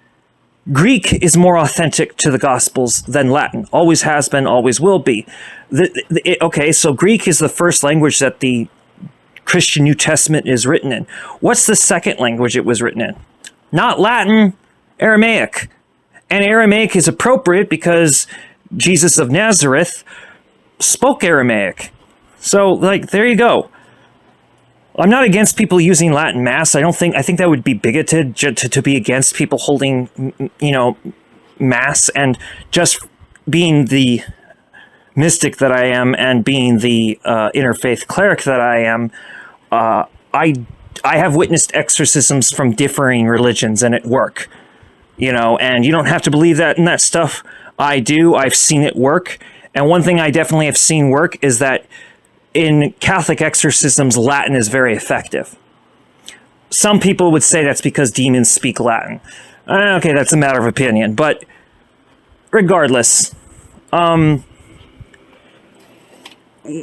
he identifies basically as having Jewishness and not having Jewishness, he's actually spot on. The particular Christians he selects, he's spot on with that, actually. So blanketly, he recognizes, the Muslims, and some would be like, well, why is he selected with the Christians? Because not just him, we all have to be selective with the Christians. Okay? There is always going to be some sort of antagonism between Jewish and Christian because theologically speaking, we're just that different. However, that was never an impediment to coexistence for us. The lack of coexistence, the actual strife, literal strife, and abuse was between the Western Church and the Jewish people. The Western Church is just chauvinistic, jealous of the Eastern Church, jealous of the Muslims, jealous of the Jewish people. And, anybody who disagrees with what I'm saying, it's not a matter of opinion. I'm just telling the truth, and a lot of you fuckers just don't like it. I try not to say too many cuss words on this channel because I try to leave my trash mouthing for my personal channel, and this is not my personal channel. This is a channel for everyone. This is the newspaper channel of Bundists, basically. And so, like, I will try, because I just said a swear word, and I'm trying not to do that here that much. But like, I'm also trying not to restrict my personality. So like, I'm still looking for the balance. But I hope that if I've gotten better, I really hope I have. You know, please leave comments below. Give your thoughts about everything.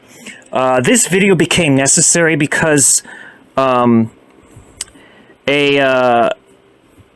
a person left a comment on one of the earliest videos of this channel, which it's basically a Bundist song that's played, and the person says that he's not Jewish at all, but he's ethnically part Jewish or ethnically Jewish. I forget which it is, but like you're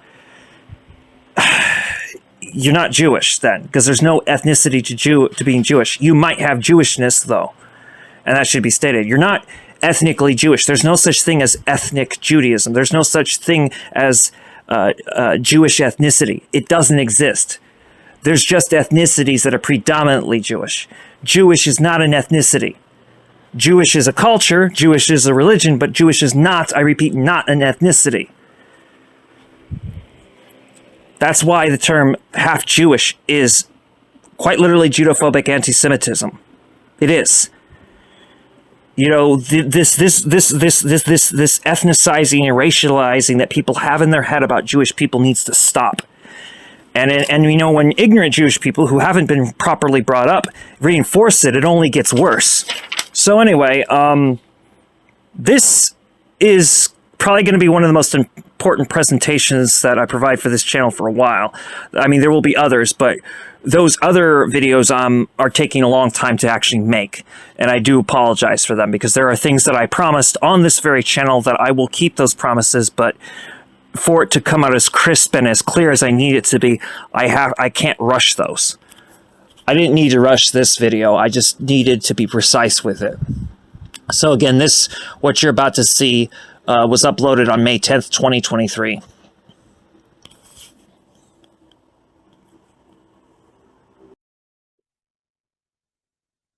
Hello, this is Dr. Abraham Weisfeld here in Montreal, Quebec, Canada at this time. And I have two issues which I wish to present to you in terms of my reflections, considerations, and perspective on the question of mixed marriages in the Jewish political culture and the character of China.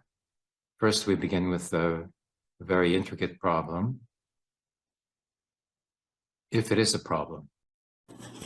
His take on China will be covered in another video. And when that video comes up, I hope Dr. Weisfeld appreciates it, because it will be rather complimentary to Dr. Weisfeld. And that is a pertinent question for one half of the American Jewish community, which are finding partners that are not Jewish. So we have 50% of the children born to a Jewish parent in a relationship with a non-Jewish parent, which has a certain bearing on the identity of the child. Now, this is pertinent to whether a child who is born to a non-Jewish mother could be considered to be Jewish, according to Orthodox criteria or template. The child born to a non-Jewish mother is not Jewish. However, the influence of the father, a Jewish father, in such a relationship could bear significant results in terms of the identity of the child, who could thereby choose to be considered Jewish. So this is a matter that is a combination of a criteria, the Orthodox criteria of the mother required to be Jewish for the child to be considered Jewish, and the identity of the child themselves, whether or not they would consider themselves to be Jewish. So let's consider the case of a Jewish father and a non-Jewish mother. There, the child could very well have been brought up by the father, more so than the mother, if the father had primary custody of the child in case of a fracture in the relationship. So the criteria of a Jewish Orthodox mother, it doesn't necessarily apply in such circumstance. So the identity of the child themselves becomes predominant, becomes more important than whether or not the child's mother was Jewish to begin with. And even if the child was raised by a Jewish mother, perhaps the child doesn't wish to be considered to be Jewish, even though, of course, any person having one grandparent who was Jewish would have been considered Jewish by the Nazi extermination campaign as determined by the Wawanese Conference. This is an individualist position not grounded in any authentic criteria. However, and this is very important, however, what Dr. Weisfeld is actually describing is not someone Jewish. He is describing someone with Jewishness. Now, this case of Jewishness should have accelerated Orthodox conversion.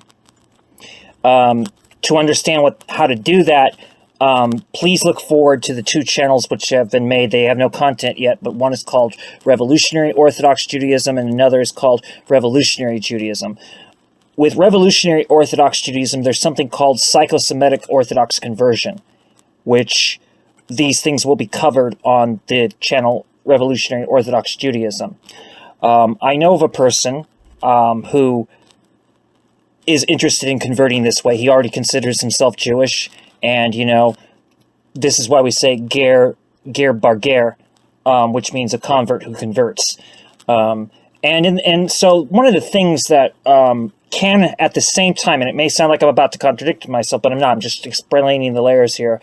What Dr. Weisfeld is mentioning as being Jewish, which wouldn't really count as Jewish, it would just count as Jewishness, is higher Jewishness, because in that sense, the parental figure who is a father who raises the child to be Jewish, this, like I said, this should actually accelerate. There should, no other case deserves more of an accelerated conversion. And if the rabbis will not give it, there is the notion of psychosemitic Orthodox conversion. And I am very for that, because it's Orthodox. It may not be recognized by ultra-Orthodox or modern Orthodox, but it would still be Orthodox nonetheless. Moving along now. In spite of the Nuremberg laws, which did not consider somebody to be Jewish just because they had one Jewish grandparent. So the ideology of the nation state, of the Christian nation state in that circumstance, is even more important than the law of that state.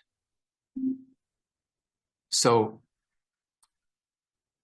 that is the criteria that is generally considered to be applicable by a majority of Jewish people, and even by the law of for the immigration of Aliyah into the Zionist state of Israel, uses that criteria. That is the Nazi criteria, due to the practicality of it, meaning that those people who are targeted for being Jewish, you know, require some sort of recourse, some sort of right to defend themselves, even though they may not consider themselves to be Jewish. So that's the first point. The Holocaust criteria should never be how we define who is Jewish. The Zionists are almost the same as the Nazis, you know, and how they view Jewish people, and this alone discredits using this such a thing as a criteria. However, and that's I say however because the nuance is going to be very important here. There are those who do not consider themselves Jewish, but have had to admit that they have Jewishness. So again, we're talking not about somebody who's Jewish, we're talking about somebody who has Jewishness. You know, and as this goes, we're going to get more and more into that. Now, just to reiterate here again, having Jewishness should be enough to be what allows you into the Bund. That was not the criteria of the Jewish Bundist diaspora movement, but this should be the criteria of the Bund. The criteria of the Bund really shouldn't be that being Jewish is what allows you into the Bund. The criteria for the Bund should be, do you have Jewishness? And it's like this. What Dr. Weisfeld, I hope you're understanding with empathy what I'm saying here.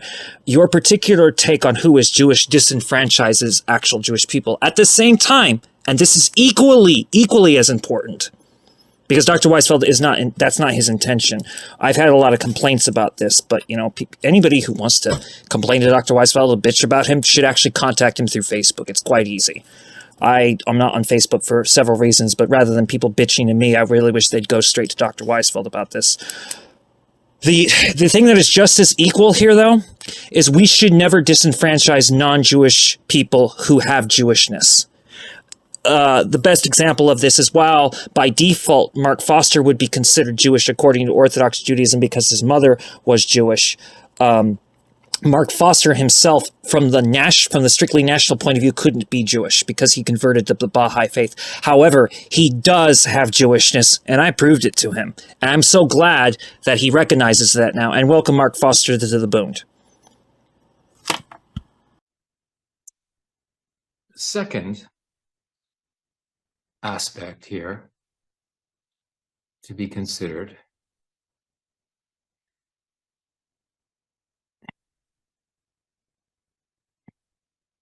is that, what about the case in which a father is Jewish, a mother is Christian, and the child chooses to adopt Islam as a religion? Okay, it's possible. Now, does this disqualify such a person from being Jewish? One has to consider the compatibility of Islam and Judaism. And this we would put into contrast to Christianity, that is Occidental Christianity.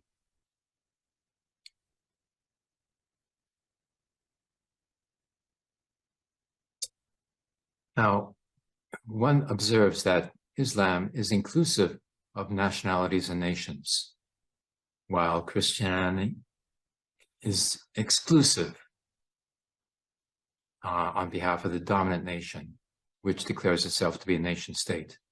And to be a citizen in that nation state, one is considered to be only a member of the one nation, which has a theocratic character to it as well, as determined, during the Reformation period, when the various European states adopted their own religious churches to identify their national identity as such as Lutheranism in Germany, Calvinism in Netherlands, Anglicanism in England, and the variety of Protestant denominations in the United States of America. So Islam does have a theocratic character to the state, but under the legal provisions of the Ottoman Empire, for instance, the Ottoman Caliphate, there was provision made for national minorities, both Jewish and Christian, and these were taken into consideration under the law of Dehimi, which allowed for national cultural identity, as in the Bundist concept. Now, to what extent was this national cultural autonomy granted under Dehimi status? It allowed for the synagogues to be operating, and allowed for the Jewish community to have its own religious courts under the laws of Sanhedrin, which are the Jewish law legal code. So there was both, theocratic liberty and legal jurisdiction within the Jewish community that was permitted under the Himmi status of the Ottoman Empire. Have we found the same to be true under the Christian nation states of the West? No. Well, not overtly. While synagogues are permitted to operate under the Occidental Christian nation state rule, the internal legal proceedings of the Jewish community are basically ignored and continue to operate as such, but without a sanction, without state sanction. The other more general sort of character of the relationship between Islam and Judaism is, as Malcolm X al-Shabazz, noticed and made a feature of, pointed out that Islam allows for multinational identities, whereas Christianity calls for a uniform Christian identity, which is called Christendom, and it is one that is governed, by the Catholic Church, and the Pope in particular, in the Occidental Church, and under the Protestant churches regimes, one has a certain exclusivity as well. In Christianity of the Occidental variety consider that only Christians are admissible, for instance, to paradise. And Jewish people, according to the book of John, are considered to be the children of the devil and would seem to be destined to go to the Christian hell. Well, neither hell nor paradise exist explicitly under the religion of Judaism. I would strongly suggest to Dr. Weisfeld that he make the distinction between Jewish and those who have the Jewish tendency. What Dr. Weisfeld is actually describing once again is somebody who has Jewishness but is not themselves necessarily Jewish. Which I'm kind of repeating myself at this point, and I may further repeat myself in this way. However, it is something that should be pointed out that the Jewish tendency, that being somebody who's not Jewish with Jewishness, that is going to be much stronger from someone with the Islamic background than, say, someone with the Occidental Christian background. Now, the Oriental Christian background is a different subject altogether in this regard. While Malcolm X did say what he spoke of nations, you got to remember, religiosity remains a matter of orientation. It's like this: nobody is half gay and half straight. That would be bisexual. You can't be like half straight and half bisexual. That would mean that you're bisexual, leaning more towards what people would call straight. You can't mix homosexual with bisexual. That would mean that, you're bisexual, leaning a bit more towards gay. You see what I'm saying here? So Jewish religiosity does not exist within Islam. It's not possible.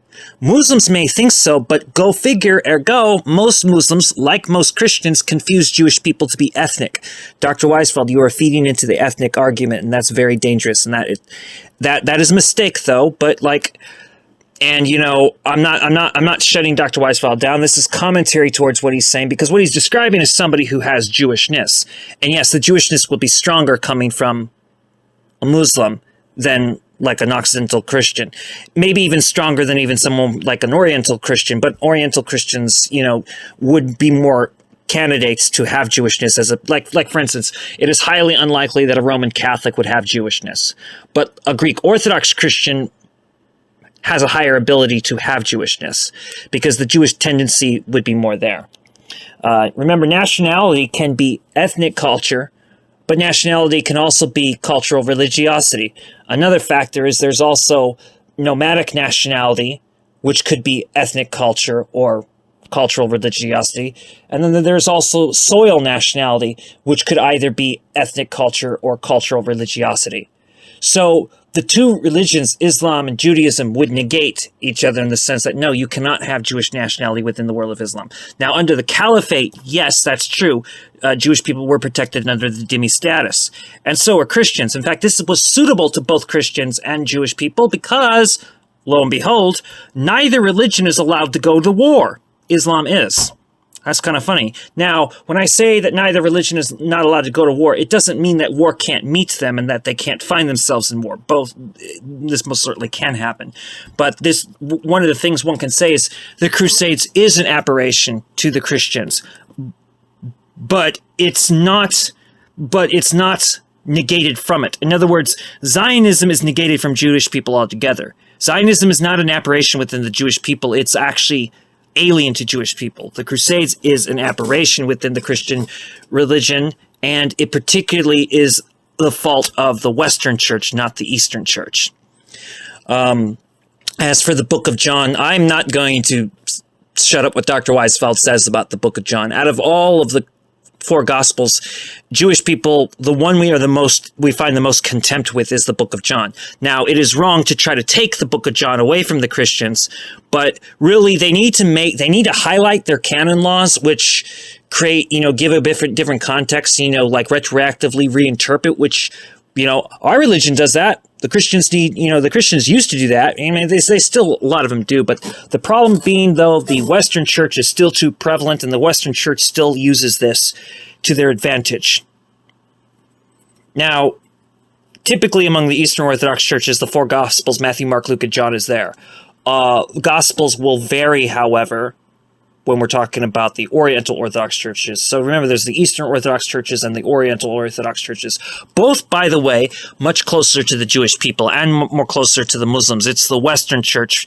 The original Western Church was the Roman Catholic Church, and that church, which go figure is another retrospective term that, we act like goes back into the super antiquity when it does not. But regardless, I'm getting off the point. One of the factors that must be remembered is Zionism is the Judo-Christian crisis. It is not a Jewish problem. We as Jewish people, we have a responsibility to denounce it, fight it, even physically fight it. Even pick up arms and protect Palestinians if we must. But at the same time, Zionism is not a Jewish problem. It is exclusively a Western Christian problem. Anyway, moving along. And this is a fundamental contradiction between the two. There is also the contradiction between Judaism and Islam in terms of a paradise, but the Muslim paradise is not exclusive to Muslims necessarily, although it could be. So it's getting, to be a bit murky there. But one has to make a distinction between the Oriental theocratic traditions and the Occidental Western Christian denominations. For instance, in the Orient, the Christian denominations do not operate with the same prejudices as the Occidental churches have, and have done so to a great extent. In fact, one takes note of the fact that the Christian church, Catholic Church in Italy, formed a treaty with the Nazi parties called Concordat, which was copied by the German Catholic Church as well, which made a treaty with the Nazi government or Nazi party to allow the Catholics permission to join in the Nazi party without sanction and without condemnation. So this means that the difference between the Occidental and the Oriental Christian churches is qualitative. There's the basic difference between the two, because the Oriental Christian churches did not exclude Jewish people and actually gave credence to Judaism as the theocratic, doctrine of origin. in which Christianity derived from, and doesn't make Judaism as a theology that is to be excluded and to be condemned and to be considered a violation in contradiction to Occidental Christianity.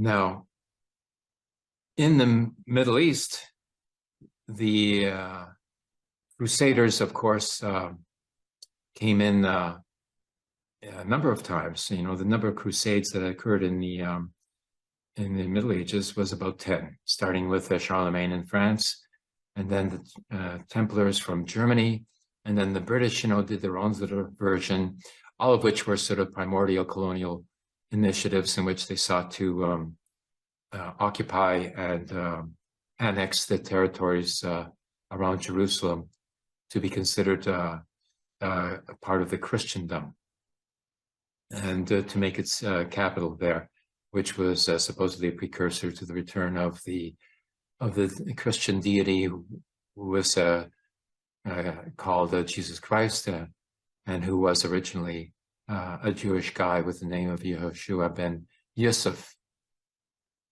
and who considered himself to be Jewish nonetheless. And one takes note of the fact that the Occidental Catholic Church was founded by Paul, whose original name was not Paul, but Saul, being Jewish, and converted himself to being Christian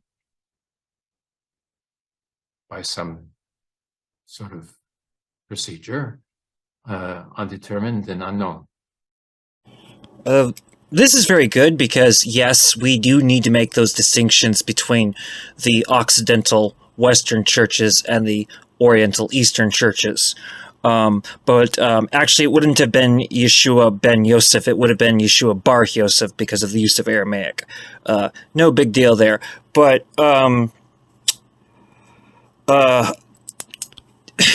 why does Dr. Weisfeld say that the Western Church was founded by Paul? Good question, as Paul is utilized a lot by the Oriental churches as well. Well, Paul is more front and center in the Western churches and more backstage in more in the back with the like the Western Church puts higher emphasis on Paul. Technically, the Catholic Church is supposedly have been founded by St. Peter, according to tradition, and the Pope was originally not the Pope, but the Bishop of Rome. It's one of the reasons why I do support the Christian Socialist Front, a Denmarkist group, by the way. I have not been in contact with them for some time, but I am trying to track down their literature. The Christian Socialist Front is a group of Roman Catholics, Lutherans, and Episcopalians who literally want to take all of the stuff from the Vatican and give it to the public and to the people, and put and take the bishop and take the Pope and restore his status to be, or more accurately, diminish his status back to being the Bishop of Rome. I do think we should support such an action. They also oppose the notion of biblical continuity. In other words, they believe that the New Testament deliberately and on purpose misquotes the Old Testament, and that is deliberate. And that concept of typology and all that stuff is something I'm not going to get into in this video. But I think this part of the video is probably the most charming from Dr. Weisfeld, actually. So,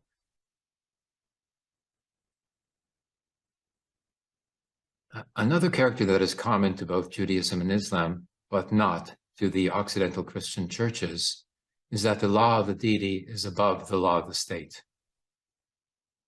In Judaism, one of the primary references to the deity is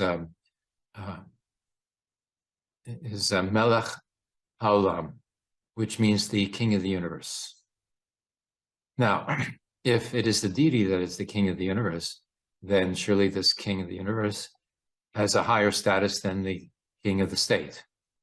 And in fact, the loyalty to the king of the universe is greater than that is to the king of the state, even though Judaism prescribes that Jewish people in the international context are loyal to the country in which they're living in. But the loyalty does not extend as an exclusive loyalty to the head of state. So this is why Judaism would have been considered inherently subversive by the Christian nation states. And the prejudices against the Jewish people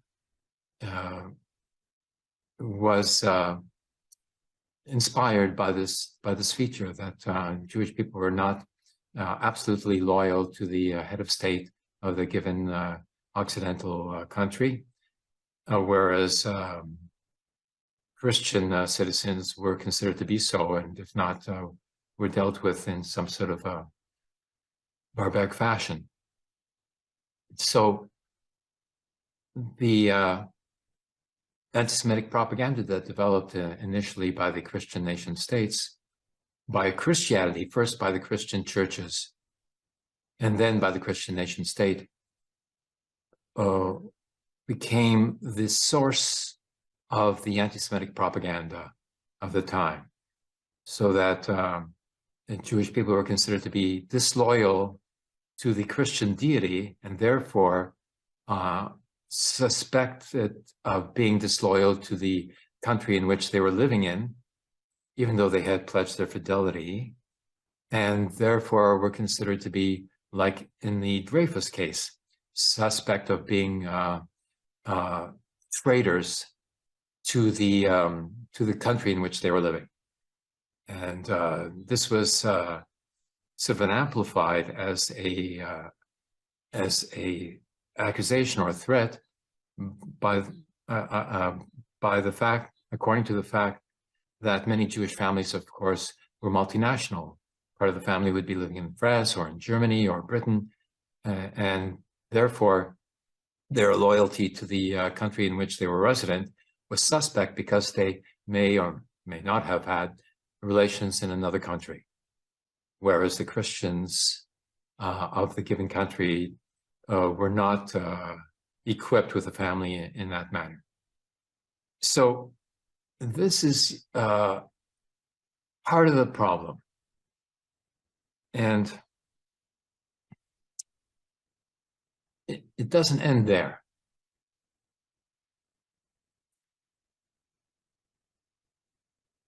So let's consider what the Oriental Christian churches are available, which are not necessarily in contradiction with Judaism. And so in a case of a mixed parentage in which one parent was of an Oriental Christian culture and the other parent being Jewish, would give rise to children who may or may not be considered Jewish. But in the case of a Oriental Christian mother, this should not be an impediment to the child being considered Jewish by observers and by the child itself. Whereas in the case of Occidental mixed parentage, in which the mother is Christian of some Western church and the father is Jewish, and nonetheless the child wouldn't necessarily be considered to be Jewish, because being raised by a Occidental Christian mother would prejudice the child against the Jewish identity, and perhaps against the father even. But if the child were to consider themselves to be Jewish, they would be obliged, it would seem, to go through a Orthodox educational process and conversion to solidify their Jewish identity, because they have to know what Judaism is and they have to know what Jewish identity is in the first place. And this was not necessarily transmitted by the father. Now, the case may be modified by the concern that if the child was actually raised in a monoparental family by a single Jewish father, that would tend to ameliorate the conditions for the adoption of a Jewish identity by the child, but the child is not necessarily considered to be Jewish in the first place. Okay, so a couple things here. Although I wouldn't say Jewish, I would just say somebody who has Jewishness. Again, just reiterating. I have to agree that having a Western Christian mother usually negates any Jewishness. Whereas at the same time, now, if the mother is Jewish and the father is Roman Catholic, that person is considered Jewish by default according to Orthodox Judaism. However, they would have to have Bel Shatuvah, which is to reacquaint oneself into Judaism. And I would agree that such a person, I would agree with the Orthodox rabbis on that. However, yes, having a Western Christian mother would, and a Jewish father would definitely make the Jewishness a lot less likely. But having, a Jewish mother and a Western Christian father, the Jewishness is higher because, again, it comes from the mother. Because the mother is the one that actually passes these things. So, I mean, this is, given the nuance that like I said, that, what he's calling Jewish wouldn't exactly be Jewish. It would be somebody non-Jewish with Jewishness in a great deal of these cases. And mind you, though, at the same time, what he says about converting to Judaism may be necessary. So like I said, it's not so much that I disagree with this part or agree with this part. Like I said, the nuances. I'm just saying in case, basically just adding on to what I had said before, replying to the other parts of this video. What I really would like to give commentary here now is that I should point out that yes, the state was often seen as suspect within both Judaism and Islam, and today this is still the case. And what he said about there being a state with Islam, but not being allowed to trump religious rule, this is true. This is actually true. For instance, in Iran, the country has state power, right? But that state power cannot infringe on anyone's religion. So the state power of Iran is pretty much Shia Islam. However, what's under the protection of the Shia state, the Shia Republic, which is not really a theocracy, although theocracy is another word, which could be, which should be put on trial to determine its validity. But regardless, I'm going to use the term social theocracy to describe largely the culture around Iran. But the state, so while Shia Islam is pretty much the status quo within Iran, this does not, the state itself does not influence the religious practices of the Shia Sharia for the people. It also doesn't infringe on Sunni Muslims within Iran, Christians within Iran, and Jewish people within Iran, or even Zoroastrians within Iran. Although if you're Baha'i faith, you're not allowed there. Also, I would say that if you're homosexual or transgender of any sort, you probably wouldn't feel very welcome in Iran either. I'm just going to be straightforward and honest about that. However, the safest place for Orthodox Jews to live, Orthodox Jewry to live, is actually Iran, despite what the Western media propaganda says. Within the United States and Canada, collective Jewish loyalty must be to the Native Americans and First Nations people because, number one, the majority of them are overwhelmingly Noahide by definition of what a Noahide is, and especially if we take it in the full Talmudic context of what Noahide is as the Noahide nations already existing, and obviously this would be tribal nations. Yes, First Nations people and Native Americans would be Noahide, and our loyalty should be to them for the two reasons that they are Noahide, and also because their indigenousness is related to the Palestinian indigenousness. These things are interconnected with one another.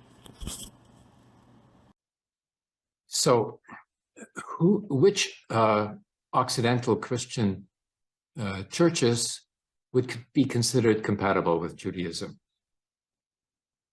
We would consider the Byzantine Church, Byzantine Christian Church of the Orient, to be compatible with Judaism. We should consider the Assyrian Christian culture to be compatible with the Judaic culture. We should consider the Armenian church and culture to be compatible with the Judaic and Christian identity.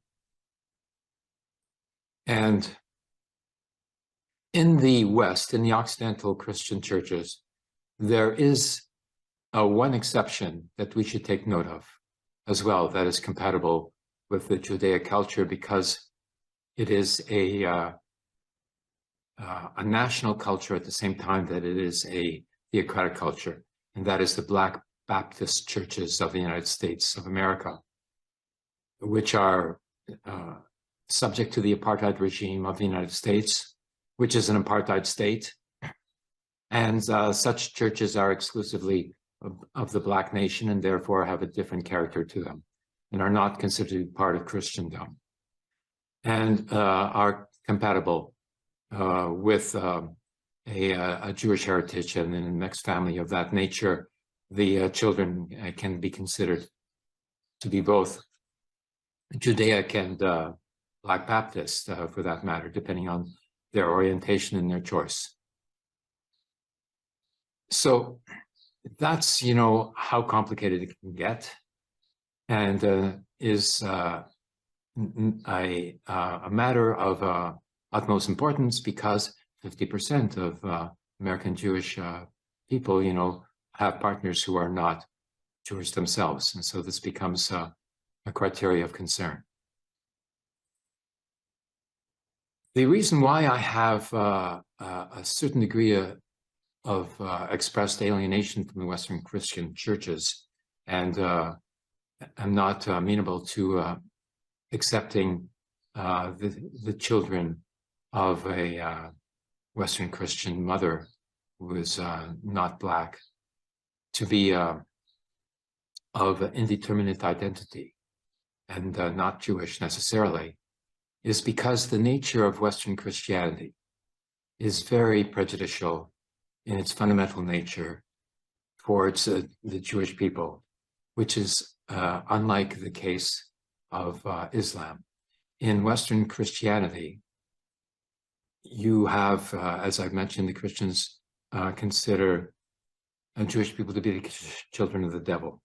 It is also considered that the Jewish people were responsible for the crucifixion of the Jesus Christ demi-deity,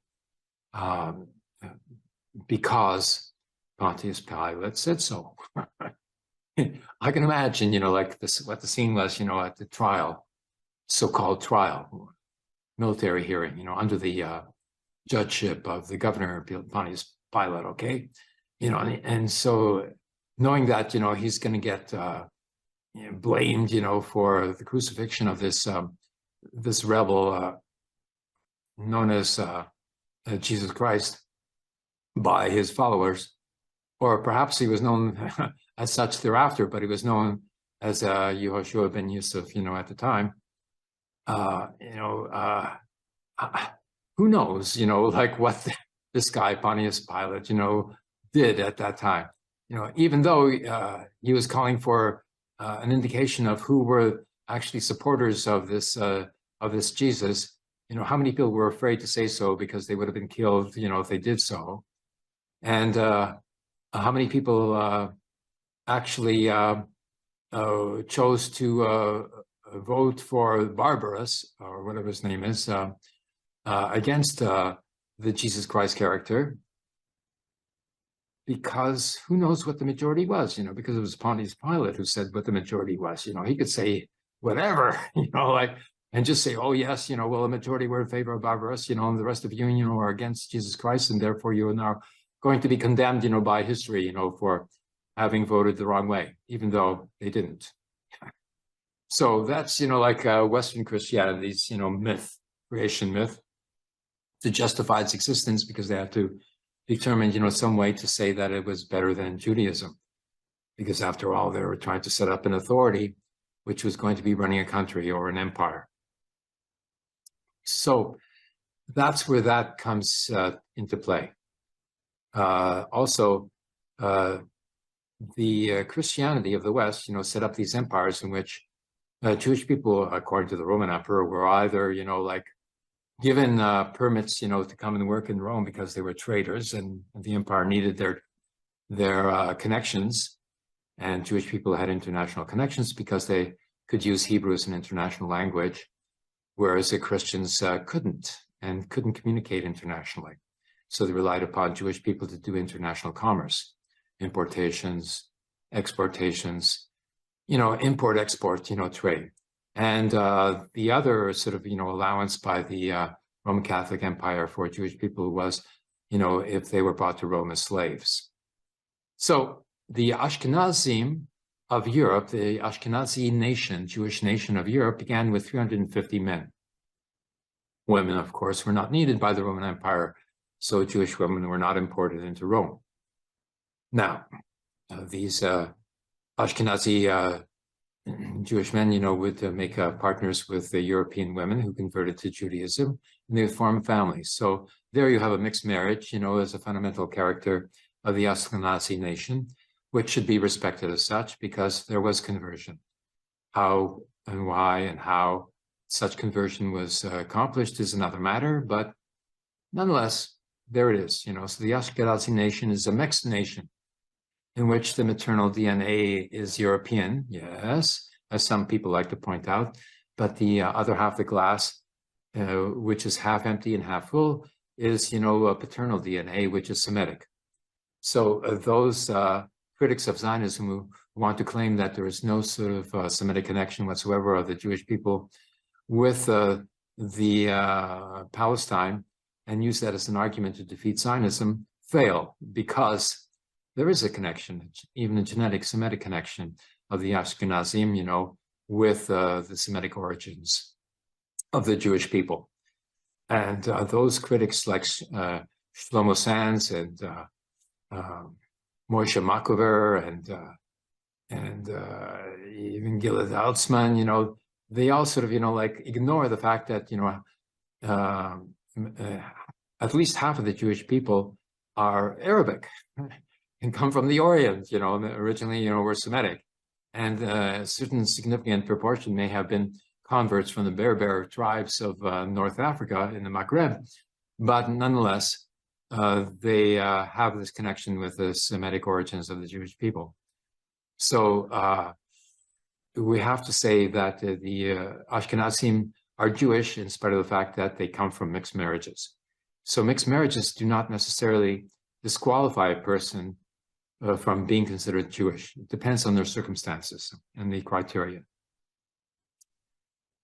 So that's the first question, the question of what is the national identity of children of mixed marriages and partnerships between a Jewish person and a non-Jewish person. So there are a significant number of Jewish people in the United States who are of mixed marriages between Jewish people, most likely of Ashkenazi origin, and the Black nation, because Jewish people in the Black nation were much closer than they were with the Christian political culture of the United States. And these people, children, of course, would be considered to be Jewish because of the compatibility of the Black church and the Jewish political culture and Judaism, and because one parent in such a case would be sufficient to transmit the national identity of being Jewish, to the child. And I believe that the child as well would choose to be considered to be Jewish and Black at the same time. So there is no sort of, problematic in that case. In the other cases, there would be a problematic to be considered. Christianity, Western Christianity, is the problem and not the exclusivity of Judaism per se, because Christianity in the Western tradition has excluded Judaism, has excluded the Jewish people, and not considered the Jewish people to have any rights. For instance, even Cromwell in Britain in 1640 even allowing for the return of the Jewish people after 385 years of exclusion since the King Edward of Great Britain expelled the Jewish people in 1490, to be followed by the Spanish expulsion of the Jewish people in 1492. So the Anglican Church considered that the Jewish people could be allowed back into Britain, but should be converted to Anglicanism and should be sent to Palestine to colonize it on behalf of the British Empire, and so be considered sort of a Jewish Anglicans who are setting up, a colony of the British Empire in the Levant, around Jerusalem, in order to justify the Anglican nation state that was set up by Cromwell in England, which was later reestablished as a monarchy, and with that monarch being the head of the Anglican Church and the head of the British state at the same time. So you saw Prince Charles III being crowned by the patriarch of the Anglican Church, and of course being obliged to swear fidelity to the Anglican Church, and supposedly, to British civil society, to which he pledged to serve. But I doubt that he will. Nonetheless, this exclusion of the Jewish people by Protestantism, which is set up, each on their own behalf, the nation state to which the nation pledges fidelity, is naturally exclusive of the Jewish people. And so Jewish people were not allowed to have national identity. And during the French Revolution, there was one revolutionary Republican who got up in the parliament of the time to declare that, all individual rights for Jewish people, but no national rights whatsoever. So this is the pattern. This is the template of the Western Christian nation states, which don't allow for Jewish people to have any national identity, which limits any sort of national organizations and only allows for individual fidelity, inside the house. In the public, everybody has to be pretending to be of that nation, and in effect pretending to be Christian, because you end up getting dressed like a Christian. You're supposed to dress like a Christian. You're supposed to have short hair like a Christian, which I don't. And which doesn't allow for expressions of Jewish identity in the public. Like in France now, it's illegal to wear to wear a kippah, to wear a skull cap. It's illegal because Muslim women are not allowed to wear a hijab. And so, this is, equivalent, to the law that existed in Iran for a certain period of time, in which it was legal not to wear a hijab. But the women there, they do what they want in the cities anyway, so there's no big deal. And the morality police was disbanded after Masha, died in custody. So it's that the issue is resolved in Iran, but not in France, where it's still illegal. And, nonetheless, even though it's illegal to wear ostentatious religious apparel in France, nonetheless, it's allowed. You're allowed to wear, a cross around your neck on a chain. You're not allowed to wear a Jewish star, but a cross you can wear, so, and you can even show it, it can be outside of the clothing. So, like this utmost hypocrisy involved there. So that's one matter that I wanted to clarify,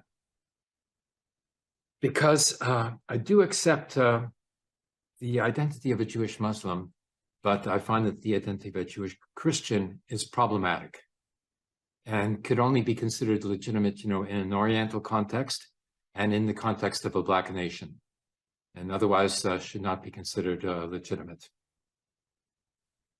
according to Bund's criteria of national identity. And again, I would just point out not Jewish individuals, but Gentiles with Jewishness is what Dr. Weisfeld is actually referring to. Now, an interesting fact here is that Sufism, which is Islamic, basically, allows for Jewish, Christian, and Hindus to be involved. However, though, you got to keep in mind those who are Jewish, Christian, and Hindu within the Sufi world remain Jewish, Christian, and Hindu, and do not themselves become Muslims, but they are united by Sufism, and Sufism is something that comes from Islam. Yeah, well, it's actually pronounced Islam. But anyway, I think Dr. Weisfeld doesn't realize that his outlook is, especially if he considers and just accepts that what I'm saying is not an individual opinion. I'm actually taking the collective spot, but I'm also providing the nuance to what he's expressing, what this really refers to. He's describing Gentiles with Jewishness. But Dr. Weisfeld, I think that he would be most suited around the notion of open Orthodox Pan-Abrahamic Judaism. You see, open Orthodox Pan-Abrahamic Judaism allows Christians of the Orient as well as Muslims they cannot hold the Torah, but it allows them to be, around in the services. If you have an actual Pan-Abrahamic synagogue, what you have is the section where the Jewish people are the most close to, the bima where you're seeing the rabbi, speak and stuff, and he brings the Torah out of the ark. But you'd also have a section where you'd have the Christians and a section where you'd have the Muslims. And they could observe what this Judaism actually is. And this would be for, primarily for Muslims and Christians who are directly related to Jewish people. As Jewishness is explained earlier in the video, just rewind and you can see that. In the link in the description will be the 4 videos, the 4 anti-crusade videos, where I get into the details of the historical context of where both Christianity as well as Islam came from. Now, this is a funny thing to keep in mind. This is why the claim of deicide by the Western Church is so disturbing and so incorrect even within proper Christian theology. You see, the crucifixion of Jesus, according to Christianity, was a necessity because Christian theology requires his death in order to save all of humanity, right? So, to condemn the Jewish people for bringing about what's absolutely necessary is kind of a contradiction. Now, the Jewish, and this is within the logic, by the way, of open Orthodox Pan-Abrahamic Judaism, which, by the way, I should let me be clear here. Revolutionary Orthodox Judaism recognizes Lithuanian Judaism, Hasidic Judaism, both of that is ultra-Orthodox Judaism. All of the Haredim are recognized.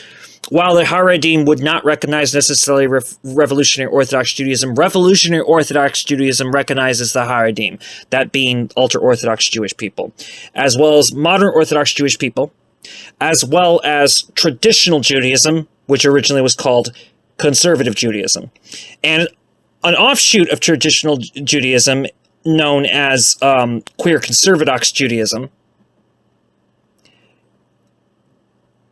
This is acknowledged in Revolutionary Orthodox Judaism. Yes, queer conservadox Judaism is recognized within Revolutionary Orthodox Judaism, and so is open Orthodox Pan-Abrahamic Judaism. And by the way, Dr. Weisfeld, you particularly sound like you have the conscious mind of somebody who is of open Orthodox Pan-Abrahamic Judaism.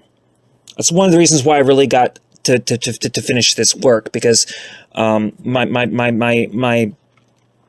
duty as a interfaith cleric who happens to be Jewish and is only Jewish, by the way, but also being a light unto the nations, like to protect the validity of these religions is essential for me, including Christianity. But it's kind of annoying. Whenever I have to defend Christianity, I'm not going to lie, I do get annoyed, but it is out of necessity. So Dr. Weisfeld provides this very interesting hypothesis. He did miss something. He had always said that he recognized Jewish Christian Palestinians as well as Jewish Irish Catholics. So he missed those two things there, and I would say that there are no Jewish Irish Catholics. There's Irish Catholics with Jewishness, and there are no Jewish Palestinian Christians. There's Christian Palestinians with Jewishness. Regardless, though, I'm only pointing that out because he doesn't mention the Irish church, and he doesn't mention the Palestinian churches. So I'm putting that in there based on what I've heard him tell me. By the way, the Ashkenazi, by definition, are the tribe of Judah because the tribal lineage comes from the father. That's why when you say, okay, well, this person's of the tribes, okay, but that's not relevant unless they're Jewish. So, the Messiah, the Davidic Messiah, would have to come from the line of Judah. I mean, it would have to come from the line of Solomon, hopefully. And if not that, at least somewhere from David. And if not that, someone from the line of Judah, that's the closest to David. This, I want to make clear, the Ashkenazi are not the only ones who are this. But the Ashkenazi are, in fact, tribal Judites. That means of the tribe of Judah. The Hebrew word for Judite is not Yehudi. Yehudi is Hebrew for Jewish. Unfortunately, most texts that explain these things have been destroyed by the Zionists, so they were very prevalent, amongst Moroccans at one time, amongst the Yemenites, among Lebanese Jewish people, and now all that's gone. But, and by the way, Lebanese Jewish people were both Mizrahi and Sephardi. Another factor that is not very well known. But Ashkenazim, by definition, are the tribe of Judah. So would the North African Jewish people. They would also be the tribe of Judah as well. And so would the Jewish Ethiopians. They would also be the tribe of Judah. The tribe of Judah, is of more than one color, contrary to what people may say. And Ashkenazim, by definition, are the tribe of Judah. So that gets into another thing. If your father is Ashkenazi and your mother's not Jewish at all, you are Ashkenazi, you're just not Jewish. But you might have Jewishness. And again, I would like to point out, much of what Dr. Weisfeld is thinking about is open Orthodox Pan-Abrahamic Judaism. I would like to finish this by saying, though, I'd like to finish this by saying, this whole part of this by saying that assimilation is cultural genocide, and cultural genocide is genocide. Therefore, anti-religion is genocidal. And that's very important to understand. Once again, the Bund, I want to make this clear to everybody again, the Bund is not, I repeat, the Bund is not a religious institution. The Bund is a political thing. The Bund is political. The Bund is not religious. The Bund is not anti-religious. The Bund is non-religious. And the new Bund today, that's the Jewish Socialist Bund, is in some ways a lot more advanced than the old Bund, which was the Jewish Labor Bund. See, the old Jewish Labor Bund was not anti-religious, it was non-religious, but it wasn't pro-religious. The new Bund, the Jewish Socialist Bund, is also non-religious instead of being anti-religious, but it is also pro-religious. The Jewish Bund does not agree with the notions of theocracy, and being in favor of interfaith democracy is not the same thing as being in favor of theocracy. Again, anti-religious bigotry is something that people should watch out for. And you have to separate the notion of secular from secularism. Kind of like how you have to separate the idea of professional from professionalism, fundamental from fundamentalism. I mean, just think about it.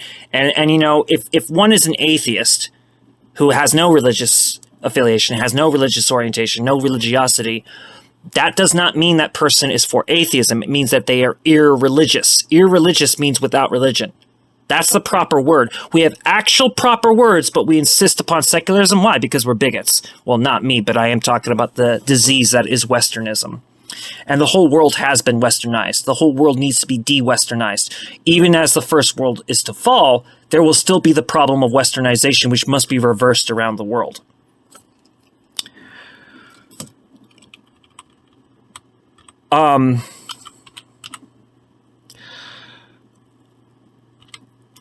I want to turn this to a video by Mark Foster as a perfect example of what I am talking about when I say somebody who's not Jewish but has Jewishness. Mark Foster, for the research, I think, of dialectical realism, I think that's what it is. He did a video, which I'm going to end this video on. Let me pull up the date. So because, you know, Dr. Weisfeld, you know, was one of the people that, well, he was the one that said, you know, I should, unless it's not possible, I should provide the dates for such videos. And I intend to do so right now. Let me, because I have this on my computer, the desktop. I have this on the computer desktop, the date. This video, which is now about to play by Mark Foster, was published on YouTube on March 3rd, 2024. And Mark Foster, while he would be considered Jewish by default, the national consciousness of Jewish people is not as concerned with Jewish by default. So yes, he has a Jewish mother, so therefore Orthodox Judaism would consider him a Jewish by default. But the Orthodox Judaism, rightfully so, would want somebody Jewish by default to have Bel Teshuvah, so that they're reintegrated back into their own people. However, being that the Bund is not political, we are not going to condemn people that converted to other religions. So Mark Foster, in proper Jewish national definition, could not be Jewish, and he rightfully does not disenfranchise us by calling himself Jewish. But he does have Jewishness, and I'm proud to say that I'm the one that convinced him of this. It wasn't that hard. I just had to get through the logic of what he's saying. So when he speaks of the co-founder, of the current Bund, he's referring to me. Another thing anybody knows about this, as the strong advocate I am for Demarchist theory, I believe that academics are going to have to be replaced by urban scholars. However, anybody who understands how necessary that is, understands that we need as much of the academics that can give us the information we need and to platform our stuff as possible, because they are paving the way for the urban scholar. Both Dr. Weisfeld and Dr. Foster are paving the way for the rise of the urban scholar, because very few academics think the way that they think. So anyway, this video, which we're going to end this video on, this video was published on March 3rd, 2024.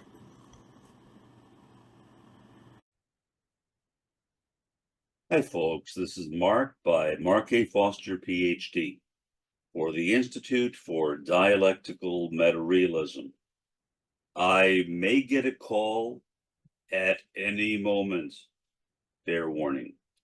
I just joined or rejoined or something like that, the Bund community. And I had to ask a few questions before I joined it to make sure that I was successful in doing that.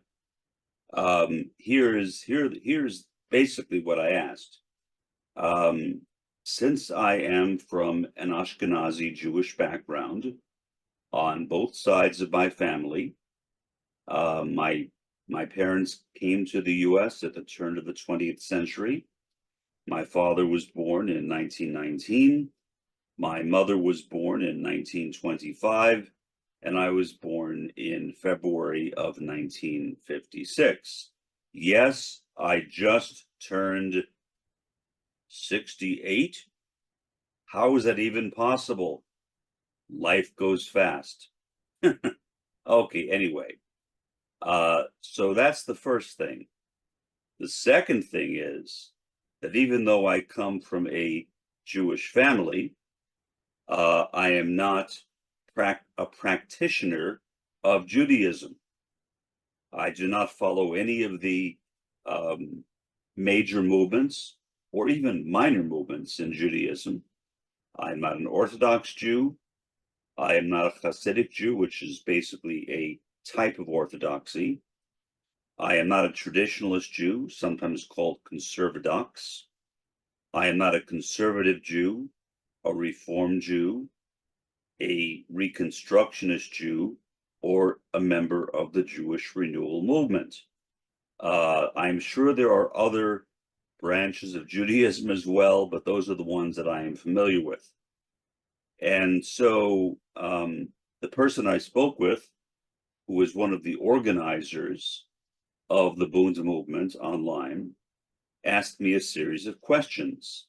The main question, at least what I think was the main question, is, do I believe in Tikkun HaOlam?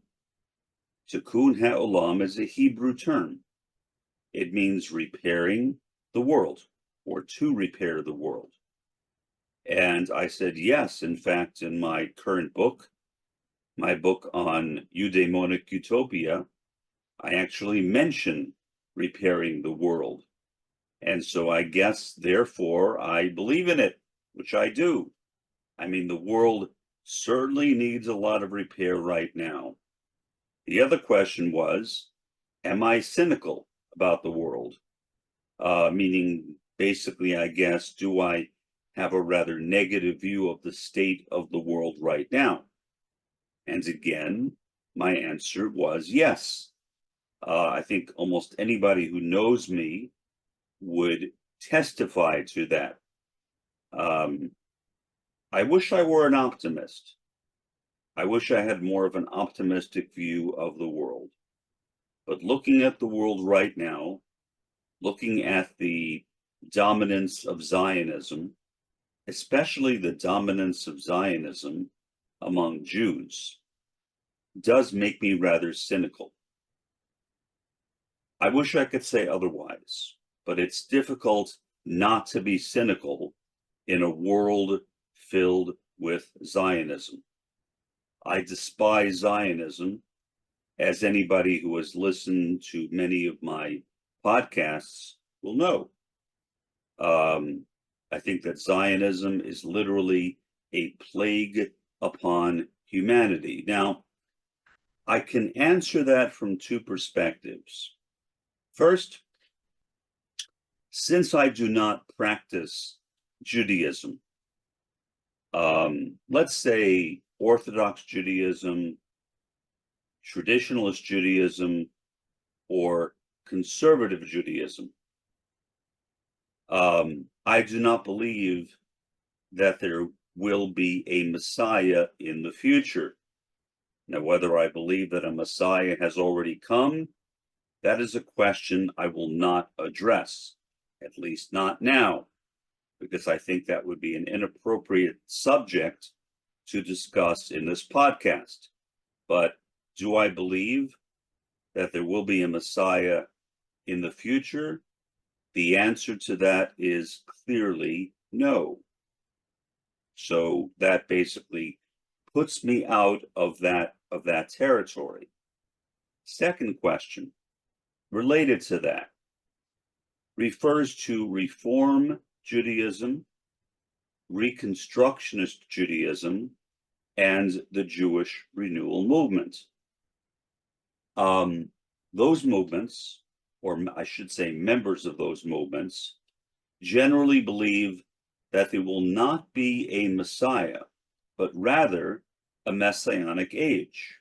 Now, the fact that those movements reject the idea of a coming Messiah is in fact the major reason which led to my leaving Judaism, because I have always believed in the coming of a Messiah. On the other hand, I am not what most people would call a practicing Jew. Namely, I am not Orthodox, I am not Hasidic, I am not traditionalist, and I am not conservative.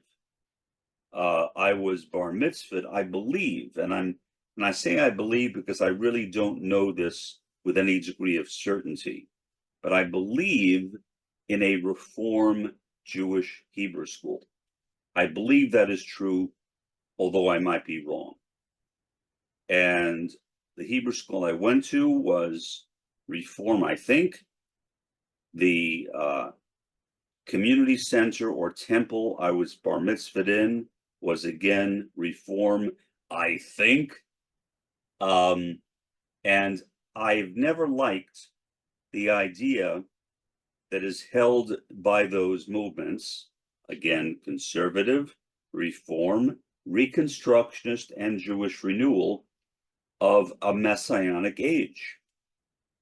I have always wanted a Messiah. Why should I want an end to Revelation? That idea never appealed to me. For me, the point of being Jewish is a succession of prophets. That's what we see in the Tanakh, what Christians call the Old Testament. So that really kind of turned me off.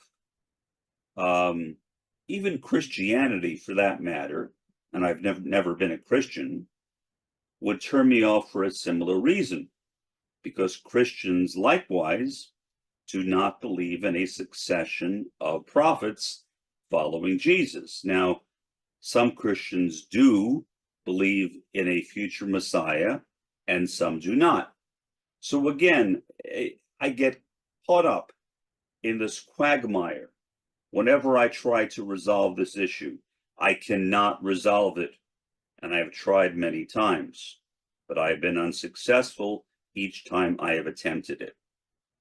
So I cannot be an Orthodox Jew, a Hasidic Jew, a conservative Jew, because I don't believe in practicing a kind of, I guess, literalistic Judaism, or I don't believe in the inerrancy of the Tanakh. I don't believe in Talmudic Judaism. If anything, I believe in an open Talmud or an open Torah, that the Tanakh should be continually subject to revision. And I still believe that. I believed it before. I believed it when I was a kid.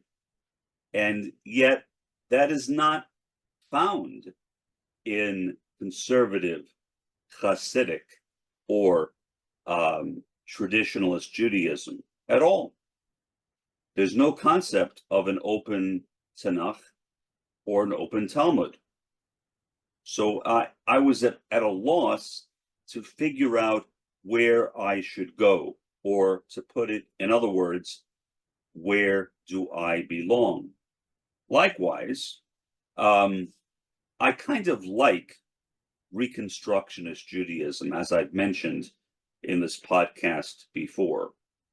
The main thing I like is the definition of Judaism as an evolving Jewish civilization. That's a really nice idea. And I think that is accurate, because there has never been a single Judaism. Judaism has actually been an evolving phenomenon, going back to the Tanakh, going to the Talmud, and going to the present day. Judaism has always changed. It has never remained stagnant. And I still believe that.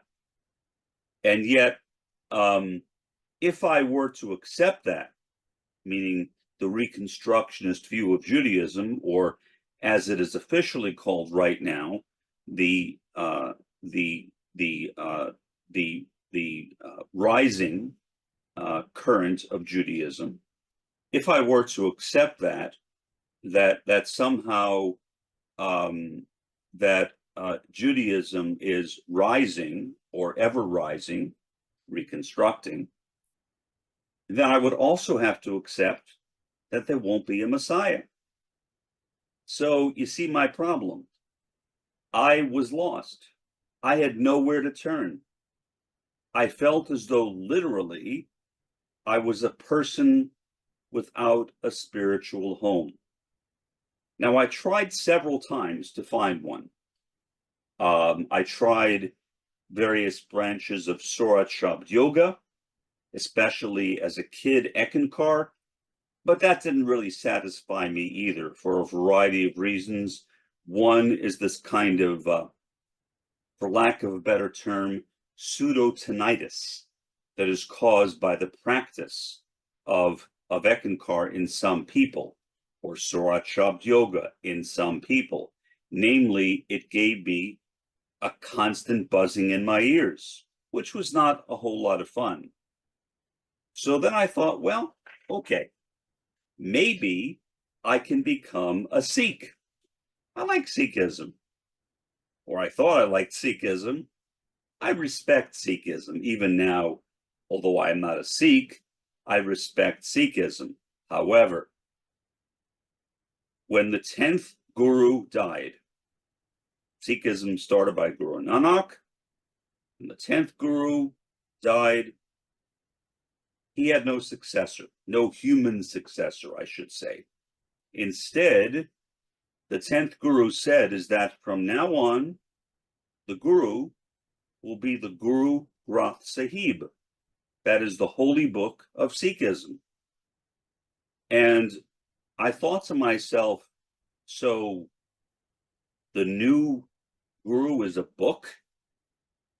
I asked somebody, and this is a recent conversation I had back before I left Kansas to move here to Deep South Texas in the Rio Grande Valley. And I said, well, does that mean that in Sikhism, 1,000 years from now, 1,000,000 years from now, 1,000,000,000 years from now, the Guru will still be the Guru Granth Sahib? There will never again be another Sikh Guru? And this person who ran this particular Sikh temple said yes. That was a real disappointment to me, because what I realized at that point is that, in fact, Sikhism and Judaism have the same problem. They are both kind of caught in a static condition. There is no future, or there is no future beyond the present. That's it. Now, did that make any sense to me? No. Here's why. Because if you read the Guru Granth Sahib, the Sikh scriptures, it talks about many avatars. The word avatar is a Sanskrit word which translates as descent, or loosely as incarnation, incarnation of God. That term is used, avatar is used, and various avatars are mentioned in the Guru Granth Sahib. So I thought, well, if there were avatars in the past, like Krishna, for example, why can't there be avatars in the future? And the reality is that there simply is no Sikh answer to that. The Guru Granth Sahib does mention past avatars, but denies the possibility of avatars in the future. I saw that as an extremely difficult conundrum, one that I simply could not resolve. I tried to resolve it. I thought about it for days and days and days. Plus, another problem.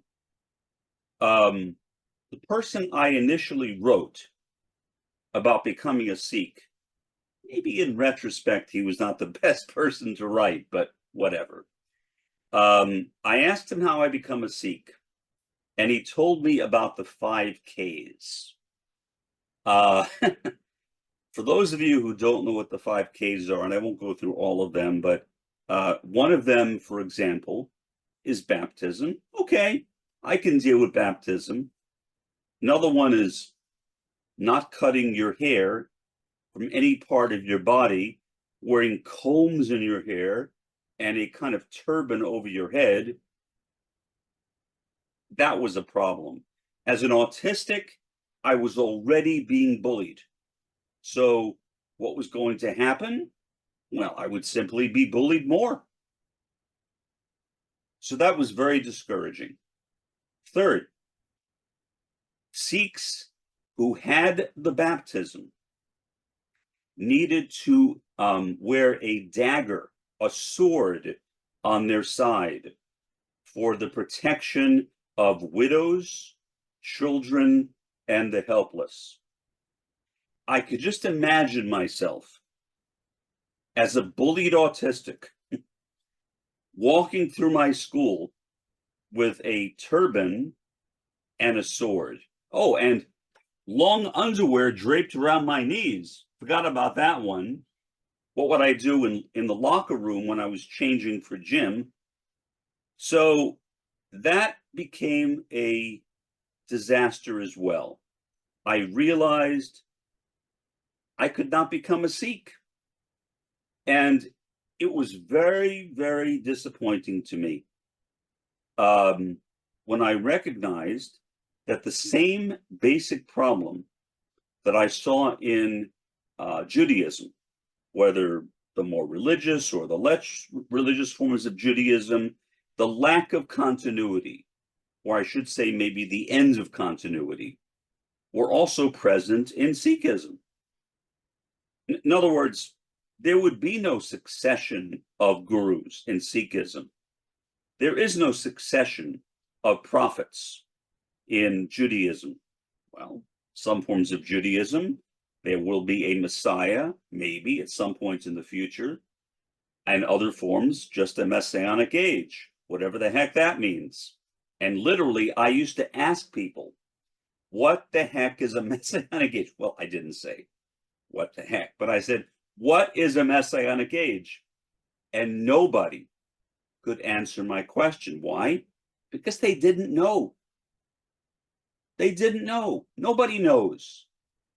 It's a doctrine that was accepted by liberal-minded Jews as an alternative to believing in the coming of a Messiah. Well, I wanted a Messiah. I really did. I could not imagine belonging to a religion which said that revelation had simply ended. No gurus, no prophets, nothing in the future, or maybe just a messianic age. So literally, I felt like I had lost everything. It was a very depressing part of my life. Now, in terms of the Sikhism part of that problem was the guy who answered my question. He told me about the 5 Ks, which includes the baptism and the not cutting your hair and the sword and all that stuff. What he didn't tell me is that one could be a Sikh and not practice the 5 Ks. Now, if he had told me that, I might have considered becoming a Sikh, but still, I would have been left with the conundrum of a book, the Guru Granth Sahib, as the guru. And to me, that was totally unacceptable. I could not imagine living a life that was totally centered around a book, where there was simply no future revelation. And that was true in Sikhism in one way, and that was true in Judaism, especially liberal Judaism, in another way. And I certainly could not be an Orthodox, a traditionalist, or a conservative Jew, because I was not willing to practice the strict guidelines of Judaism, such as the kosher laws. I was not willing to forsake my ability to drive around on the Sabbath. I remember back when I was in Kansas, I was invited to attend a service of the Lubavitcher Chabad, which is one of the dynasties in Hasidic Judaism. Now, I lived in Olathe, Kansas. This Lubavitcher Chabad center was in Overland Park, Kansas, next door, but actually about 20 miles away. So I couldn't walk there. Well, I guess I could if I started a few days in advance. I don't know. Not realistic. When I got to the center, to the Lubavitcher Chabad Center, the only car parked in the parking lot was mine. Why? Because you can't drive a car if you're Orthodox or Hasidic on the Sabbath. Another conundrum. So what could I do? Now, was I really interested in becoming Lubavitcher Chabad or Hasidic in general? No. But I thought at least I could explore it.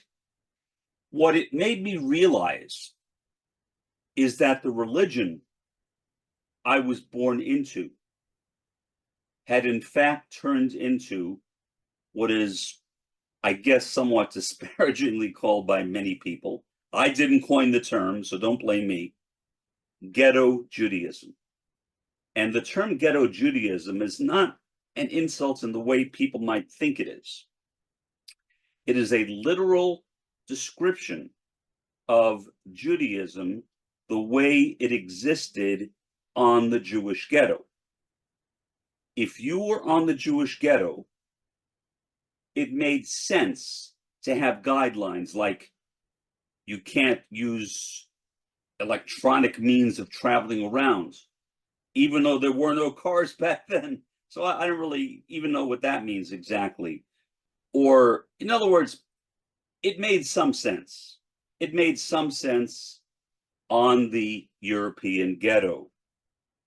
Does it make sense now? Of course not. The only way you can practice ghetto Judaism or rabbinical Judaism is if you live in a Jewish neighborhood. And I did not. So literally, ghetto Judaism, especially Orthodox and Hasidic Judaism, requires that you live in a Jewish neighborhood so you can walk to Jewish events whenever they are being held. And that was not possible. So Judaism was kind of a dead ender.